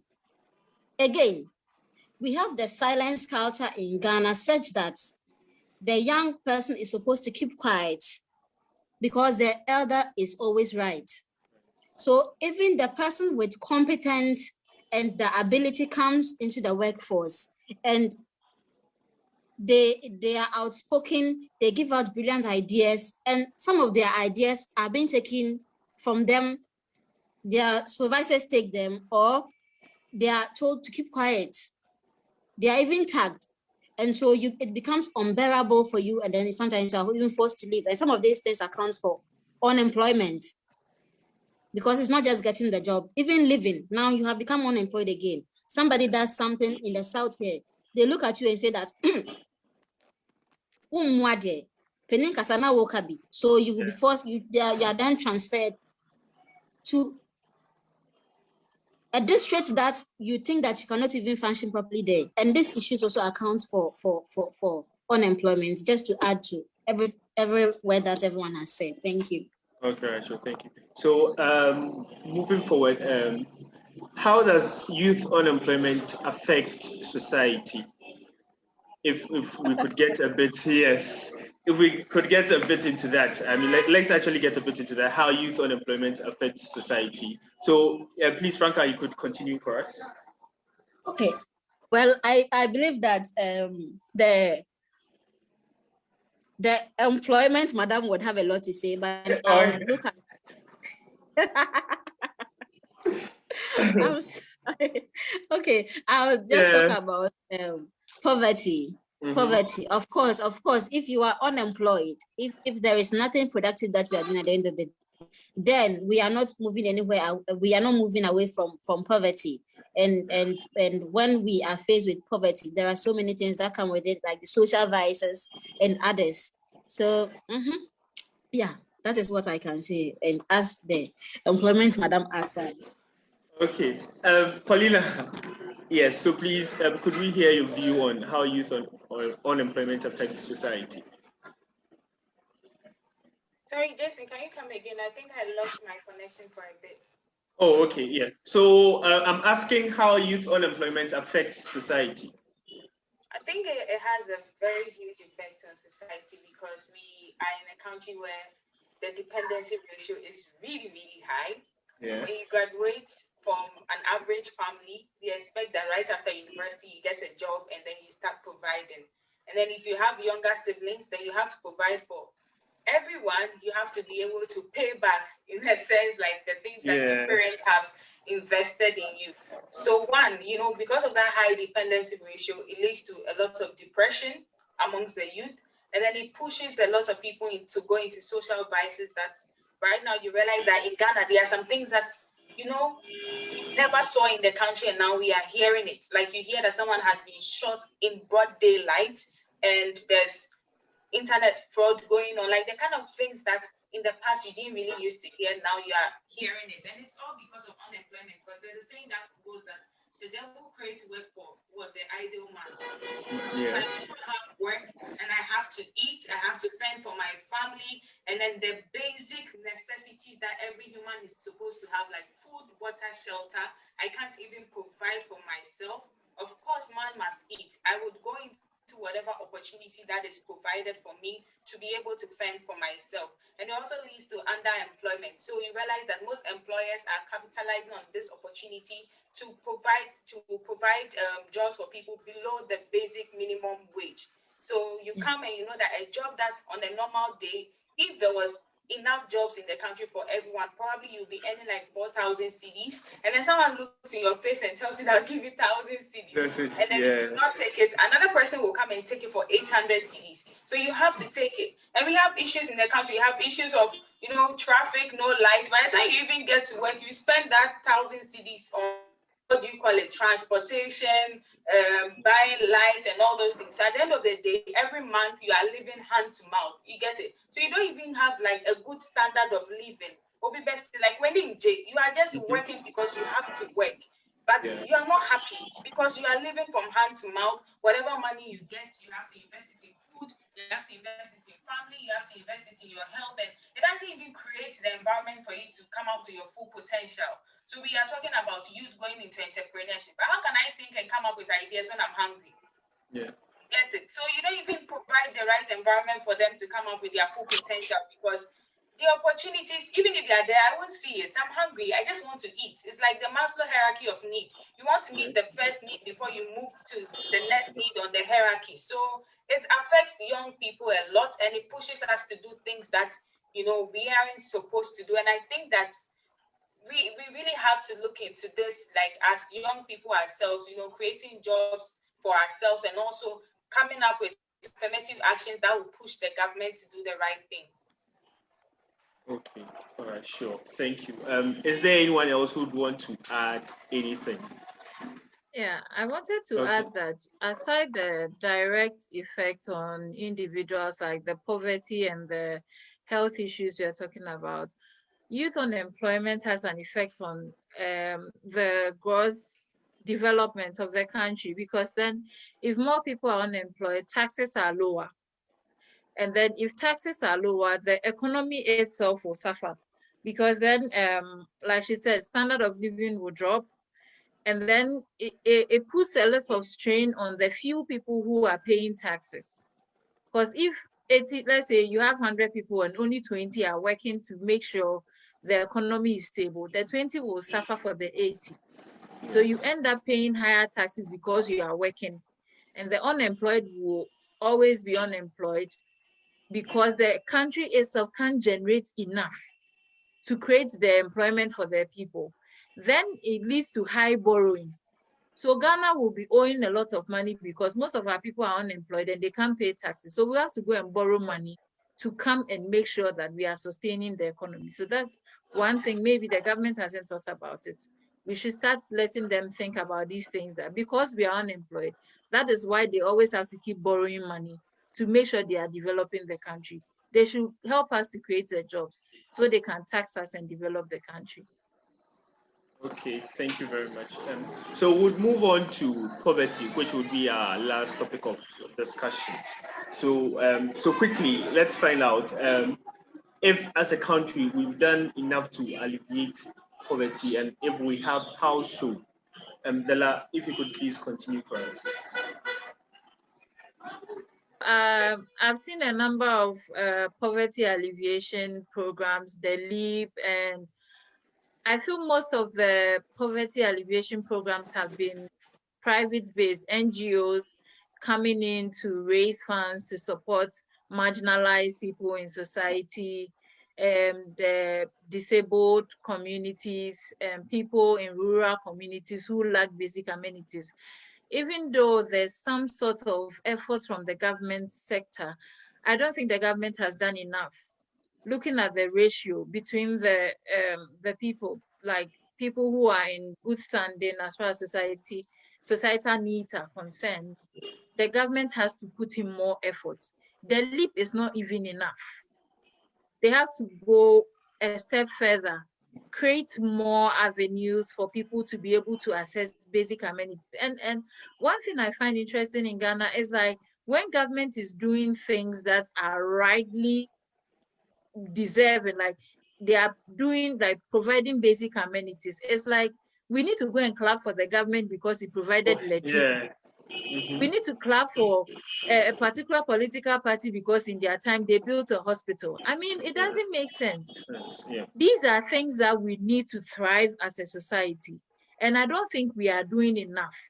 The corruption, the wrong systems in place is not encouraging these developments in especially rural communities. And we can't emphasize this enough. We need to keep talking about it, that more steps have to be taken. There have to be more opportunities to take people out of these poverty-stricken situations and bring them to a level where they can on their own at least take steps to better their own lives. So we've not done enough. We are way below the bar in this country. Okay, sure, thank you. Kofi, what do you have to say with respect to that? Okay, so I'll add something to what Eunice said. I think successive governments have introduced various policies to alleviate poverty, like I believe school feeding program is also part, national health insurance scheme, maybe the free SHS. But then I think with the leap, more resources should be injected into it to be able to, because I think I'm not too sure, the last time I checked, they were being given less than 300 cities or so. I don't think that's enough to do anything. So maybe with Maslow, we should target the very, very poor people and then train them, give them more skills, and give them some form of informal education, and then give them some money from Maslow to be able to invest and do some business, so that we will not even have to take care of them again. We should make a deliberate effort to lift them out of poverty. That's what I think. Sure, thank you. Lois? Okay, yeah, I agree with both speakers, and I think government has not done enough, and then they can even do more than they are doing. But what my issue is, even if government does their best and then they put us on that pedestal, it still goes back on us as individuals to try and push ourselves forward. So, because some people still have the mindset that, yes, sometimes there are opportunities that are created. We have the free SHS policies and all these policies that have been created by government, but people still don't make that effort to use these opportunities that are available to them. So yes, government can do their best to help us get there, but we as individuals must also push forward to get out of that poverty. Yeah, that's my view on this. Okay, thank you. Yeah, Emmanuel? Okay, I personally think the government has not done enough to help alleviate poverty, even though there have been structural adjustments and policies being put in place. These policies are not enough. Looking at the LEAP, giving money to the paupers in the rural communities isn't enough. There should be more job creation. If you are giving money out to individuals every month or within certain period, it can't be forever. There have to be job creations. There is this man who came into the office and said he was a beneficiary from LEAP, and the government has been supporting him, but he personally hasn't done anything to improve himself, just because he's receiving money, and now he asks for money to set up a job on his own. This was not enough, and this isn't enough. So I think government still has a long way to help alleviate poverty in Ghana.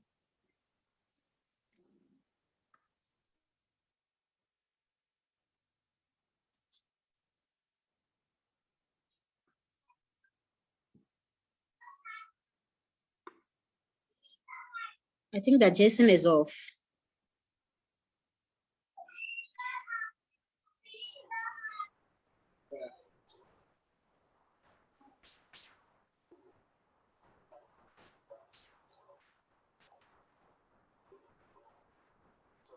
He's back.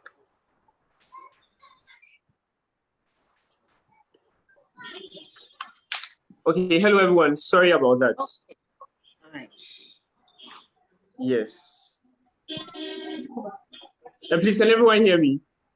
Yeah. Yes, please.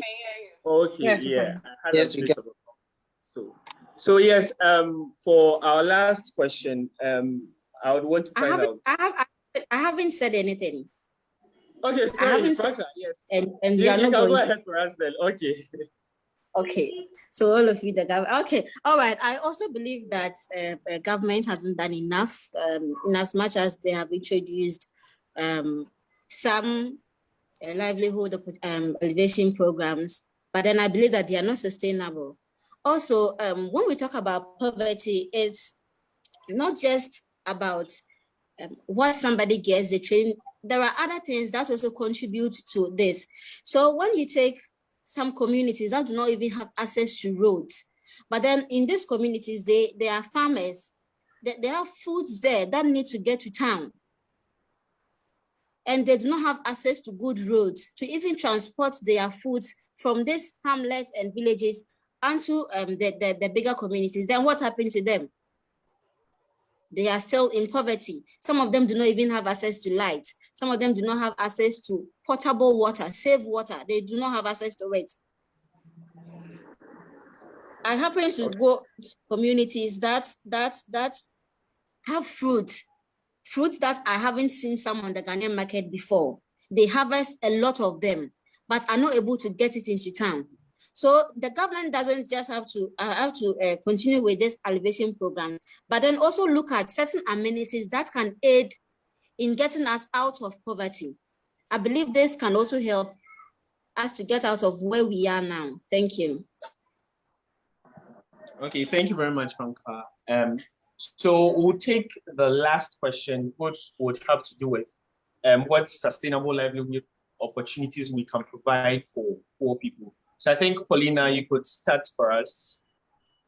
Yeah, so to answer the previous question, I think that the government has not done enough. And personally, sometimes I feel like probably they always want to add it to their campaign, plans and all that. That is why they are not doing enough, because you realize that most of the things that they list as things that they are going to do for us in their campaigns are things that are basic things that we deserve. And then you come and list them and you tell us and you expect us to jump and be happy. If everyone is having access to these basic things, then I think that we would look at these campaign proposals and plans from an objective point of view, because we have these things and then we are looking at the things that would make the country go forward. We have a country where one government starts a project and the other doesn't want to continue because they weren't the one that started it. Meanwhile, this project is really going to be beneficial to a society or the group of people that the project finds itself, but then it's not going to be continued because the other government would take credit for it. So I think that sometimes it's a deliberate thing that these people do just because they want to always have something to sell to us during elections. And to come to the point where how can we, eliminate poverty, or I think that it starts from education. I am an advocate of mindset. It starts from education, because I always say that you can't fight for what you don't know that you deserve. If I know that this is in the constitution, this is what I deserve as a Ghanaian citizen, then I'm able to stand for it. So I believe that probably our NGOs that are in Ghana can start gearing most of their projects towards things like this. So instead of every time collecting clothes and stuff to go give to these people that need it, I think we should rather teach them how to fish than to fish for them.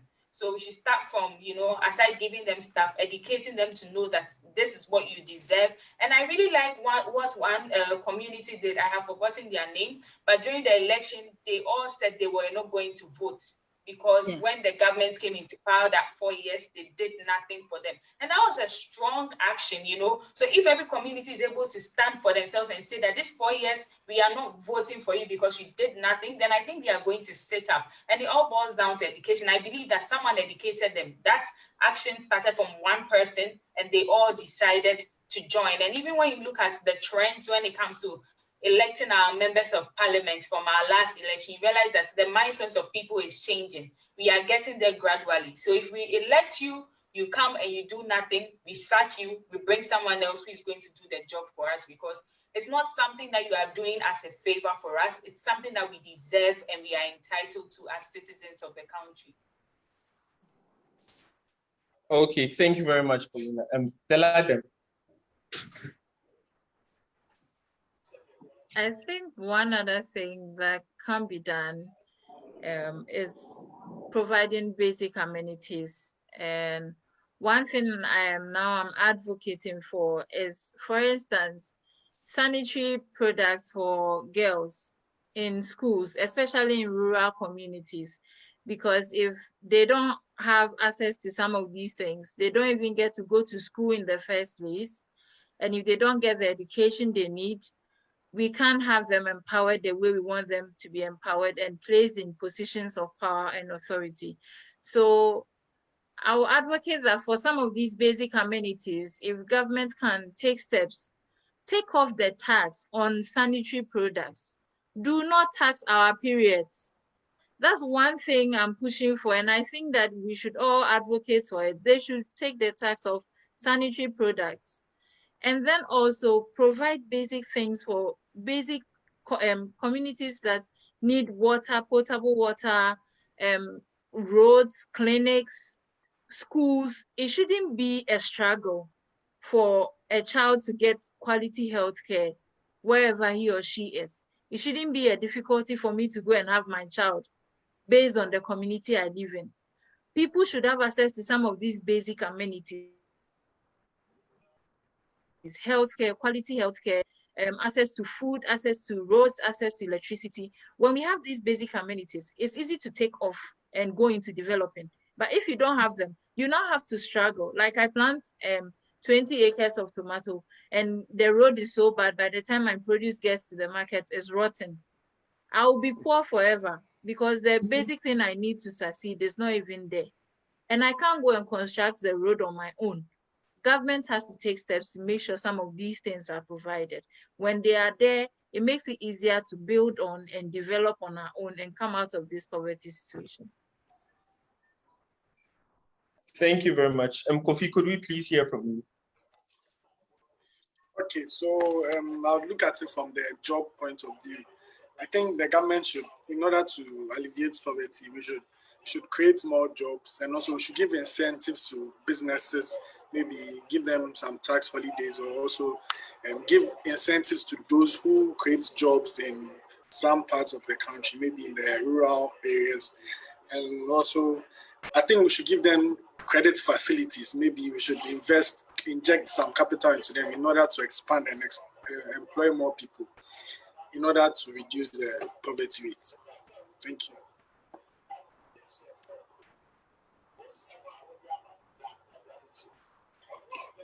You have to unmute yourself. Oh yeah, sorry. Yeah, Emmanuel. Thank you very much, Kofi. Yeah, Emmanuel. Okay, so I think some of the livelihood sustainable things we could do, we should look at food first. That is from Care International. They believe it should be, the perspective should move from food first to the livelihood perspective. As in, we should not only focus on food, but we should focus on the ability of households to procure additional food that they require for an adequate diet. And also, we should the government shouldn't focus much on the regional and the national, but also bring it down to the local. If there is a livelihood program or a sustainable livelihood opportunity, it should be brought into households and more of the smaller communities than focusing on the bigger picture. And I also believe that some of the things we could do is empowerment, that is empowering individuals to do more for themselves than relying solely on the government. Yes, I believe this could be done. Okay, thank you very much. Lois. Okay. Yeah, I believe that the poor people, those we call the poor, know what their problem is. So we should ask them, or they should tell us, or we should ask them. Yeah, we should ask them. The government should ask them what it is they need, because you cannot be providing someone with roads when what they need is potable water. You see, so you need to know what they need. You need to ask them what it is they need, and try to alleviate this on a holistic level, not like individualistic. Okay, what do you need? Oh, I need 5,000 Ghana cedis. Because to someone, he needs 5,000 cedis right now. But if you're looking at the greater good, what is that does this community need? They need water. Okay, so let's try and build facilities that will provide potable water for this particular community. So I think that we should first ask them what they need and try to do this. And you can do this by, and some of those things you can do is creation of jobs, amenities, and tax holidays, encouraging those who employ, like how he just said, the last speaker, Emmanuel, and then the other one. Yes. So that's my view on this question. Thank you very much. Franca, could we please have your view on that? Yeah, so Louis, I would want to say this before I continue. Sometimes, so it's not one cut fits all for community work. So sometimes, so in 2019, we had a World Bank funded program where we were to work on toilet facilities for rural Ghana. So we go to a community where there is open defecation, but in that same community, they do not have access to light. They do not have access to good water. And they say they do not want the toilet there. What they want is network so that they can make calls. But then you and I know the effects of open defecation. Yes. So sometimes it is not always what they want to give them. You are right, you need this, but then you also need this for this and that. So it is not one cut fits all situation when it comes to community work. I would just want you to appreciate that. But then yes, it's good that you interact with them, you ask them what they want, and then you take steps to get them that. But then it's not always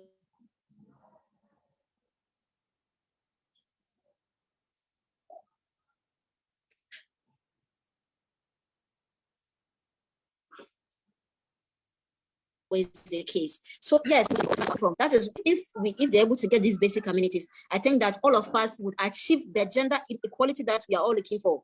If somebody from Dabuasi is able to get amenities such as health amenities, education wise, and other things, the person will be able to compete with somebody who went to Akosomo International.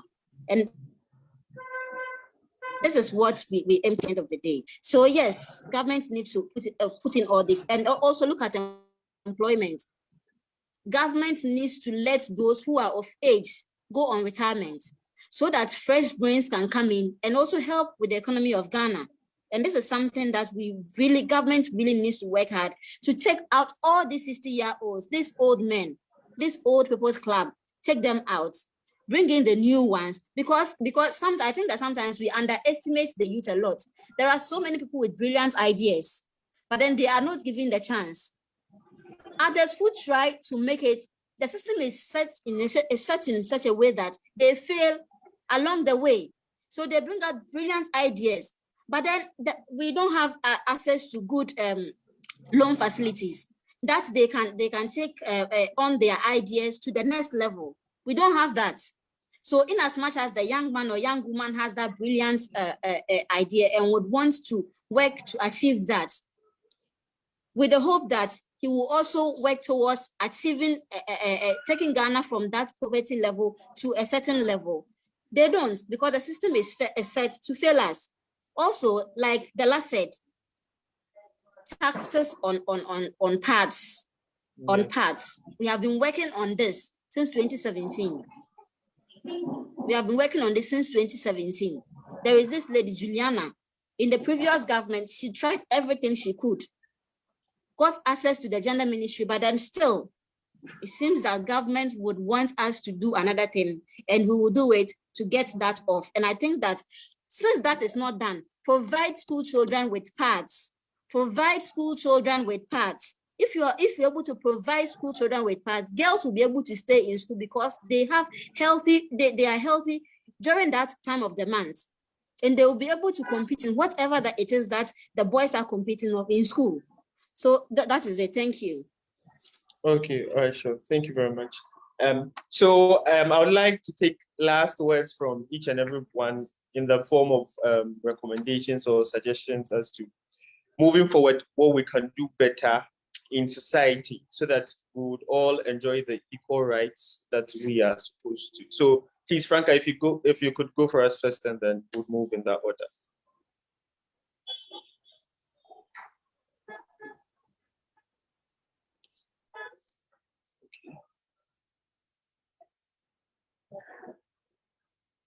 Hello.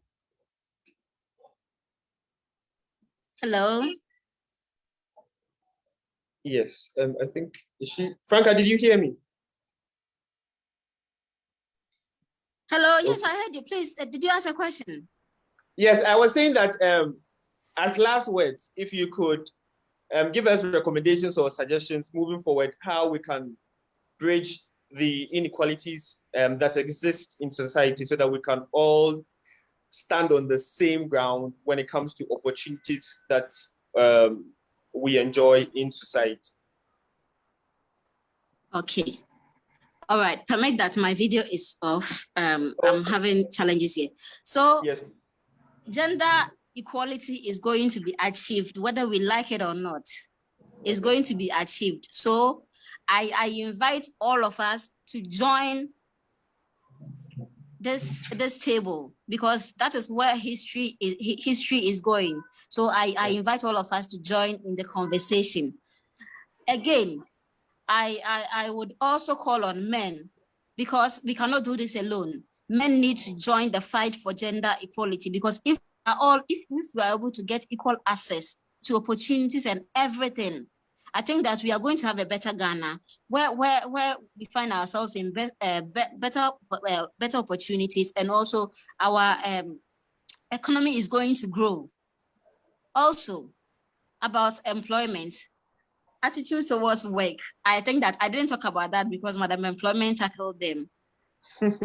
Being in the workforce, I've seen so many people that come that get employed, but then they come and then they have such bad attitude towards work that, I mean, there is no productivity at the end of the day.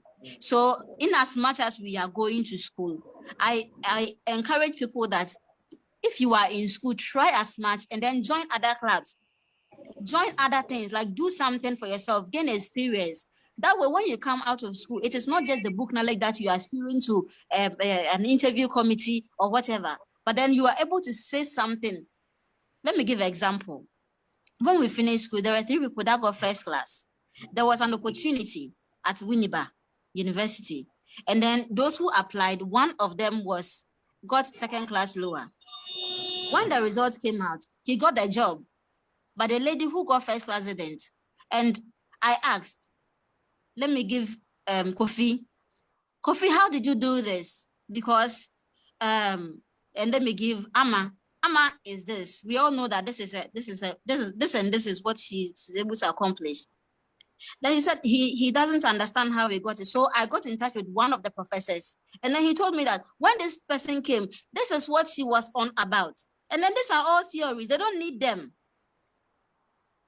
But then this other person, unfortunately, I was about to say unfortunately, fortunately, he was an ISEC member on UCC campus. Was able to give, yes, was able to give life experiences and when we were in school, we used to, because communication, we used to visit organizations and go to rural areas. So top, they are producers of oil, so they produce oil for Unilever, for oil palm plantation. He was able to give experiences from all those visits. This is somebody that tells you that he's really very good at the job and he knows what he's about. So it is not just about the book. So my final words is that, hey, youth out there, university students, university graduates, if you are not even employed now, get something, volunteer for something and do something for yourself. Yeah. Thank you. Okay. All right, sure. Thank you. Della. So this is marketing for ISEC. So the youth out there, if you go into the tertiary institution and you want to come up with the skills, join ISEC. It will train you to be a very good leader. And it looks like today you have a lot of ISECers on the board, yes. that's good. So what I have to say is that as individuals, wherever we find ourselves, we should be advocates for gender equality, not just for women. We tend to always think about women when we talk about gender equality because women have been marginalized for a very long time. So like Franca said, if you find yourself in a privileged position, use that opportunity to raise someone else to your level. Don't go pulling people down or pushing them down or making them feel they don't belong. We can all achieve whatever we set our minds to achieve. So if you find yourself in a position that is higher than another person, bring that person to your level so we can grow together and develop together.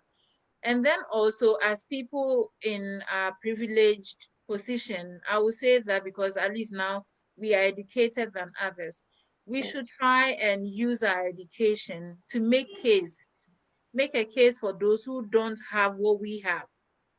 There are a lot of organizations now. There's SheAid that is trying to build female politicians. You can give your quota. You might probably not be able to go to the rural community to go and teach the people, but somebody wants to go. You can give 10 cedis, 20 cedis, any amount you have to support this kind of courses so that more people will be raised to become good political leaders. Then the women can also find their feet in these places.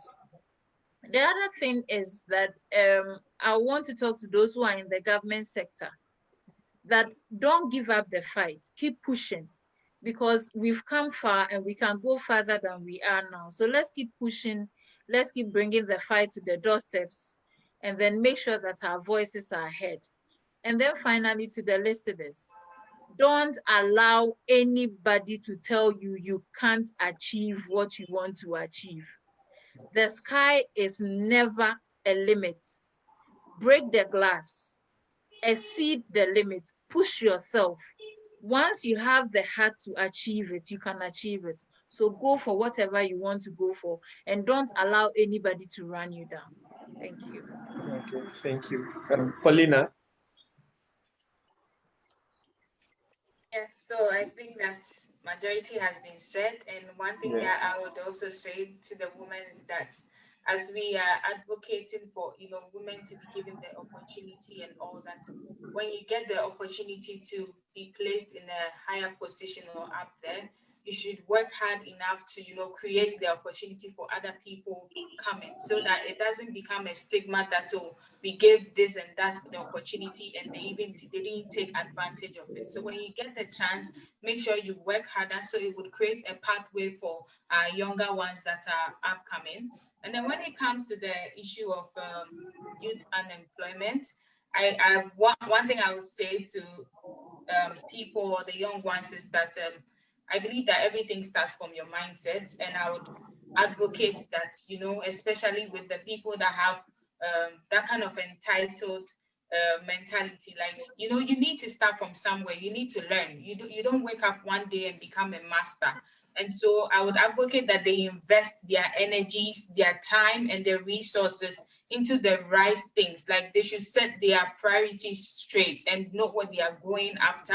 And then also, I would also advocate that with all that is being said, I know that there are people that are also out there working hard, and we see them, and we would encourage them to continue whatever that they are doing. It is okay if you fail, but then one thing you should know is that when you fail and you rise, you learn from your mistake, and then based on those mistakes, you can even go higher and bigger. And then you are only limited in your mind. It's only your mind that tells you that you can't do something that you can't do. You are only limited in your mind. As an individual, you can do whatever you want to do. You can go wherever you want to go, provided that you set your mind, your heart, and everything that you have towards it. Okay, thank you very much. Lois. Okay, I think that if there's anything we should leave here today, is knowing that we all have a part to play, not just the government, but we as individuals have a part to play in order to bridge the gap of gender inequality, poverty, and then youth unemployment. With gender equality, I think we all make a conscious effort to change our mindset about gender stereotypes, then we can work on it and finally get to gender equality. And with youth, the issue of poverty, I think, yes, government has a part to play, but we as individuals also have a part to play. We shouldn't just procrastinate. When the opportunities are made available to us, we should make sure we use them, take advantage of every opportunity we get as the people, and not just wait for government to hand us down with the opportunities. Now, yes, the opportunity has been created. What do you do? We should build ourselves as individuals. And also, with the issue of youth unemployment, we all have to play a part, not just the government. Again, we must also build ourselves, take advantage of opportunities, and try to join organizations, as all the panelists have said, take advantage of the of organizations and all those things to make ourselves better. And I think if we are able to do this, build ourselves, work on our mindset, and take advantage of the opportunities that have been given to us already, and then the future opportunities that we hope government will give to us, then we can be a better place and make this a better Ghana. Okay, thank you. Kofi. Okay, thank you. So in conclusion, I would like to tell the women out there that the Constitution, which is the supreme law of the country, guarantees their rights and has so many provisions to protect them. So they should keep pushing hard. And very soon there will be gender equality, the 50-50 everywhere.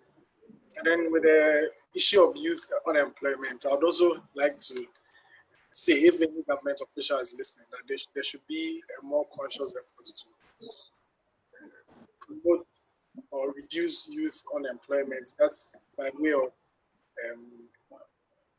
reducing tax and giving tax holidays to companies who employ their youth, and also giving them credit facilities in order to expand their businesses. Okay, sure. Thank you. Emmanuel. Okay, so all that I would say is, as a society, the first step begins with us in the fight against gender inequality.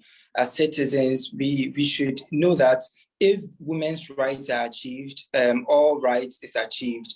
So as we are all talking about gender inequality, it starts with us to educate people in our house, then it moves on to friends, and our friends will share with other people. we can't just sit on the platform and talk about gender equality, fighting against it, if we are not doing anything in our power to work against it. And also, I want to put this out there that feminism is not just about fighting for women, but it's about fighting for equal rights for both men and for women. And it also includes children. So if someone says they are a feminist, it does not mean they are just fighting for women rights only, but it is for all citizens. So this is what I want us to know. And also with youth unemployment, yes, it is a thing that is not going away if we as the youth, we come up with ideas and forgo them, or we are afraid to take risk. Yes, just come up with an idea and have people out there support you. Look for other opportunities that you can get yourself into. If one idea isn't working, look for others. And with poverty, all I'll say is we should try and engage ourselves in profitable businesses, in profitable ventures, because the government would do everything, would do most, but they can't do everything. If the government sets up an opportunity and you don't go for it, yes, still there'll be unemployment and poverty would prevail. Thank you. Okay, all right, sure. Thank you very much. So that's the end of the discussion for today. It's been such a delightful one with each and everyone and the views that we've expressed. So moving on, I just hope that in our own various and respective ways, we can continue the fight for gender equality, for more youth to be employed, and then to alleviate poverty in our various societies. So thank you very much for your time and for the knowledge that you've indeed passed on to our viewers. I hope that we can have some of you back or all of you back next time for another discussion moving on. But then thank you very much, and we hope to see you sometime again soon. You're most Thank you, welcome. Jason. Okay. So have a good night. Thank you for having us too. Thank you. Good night. Okay, sure. Bye-bye. Bye. Bye.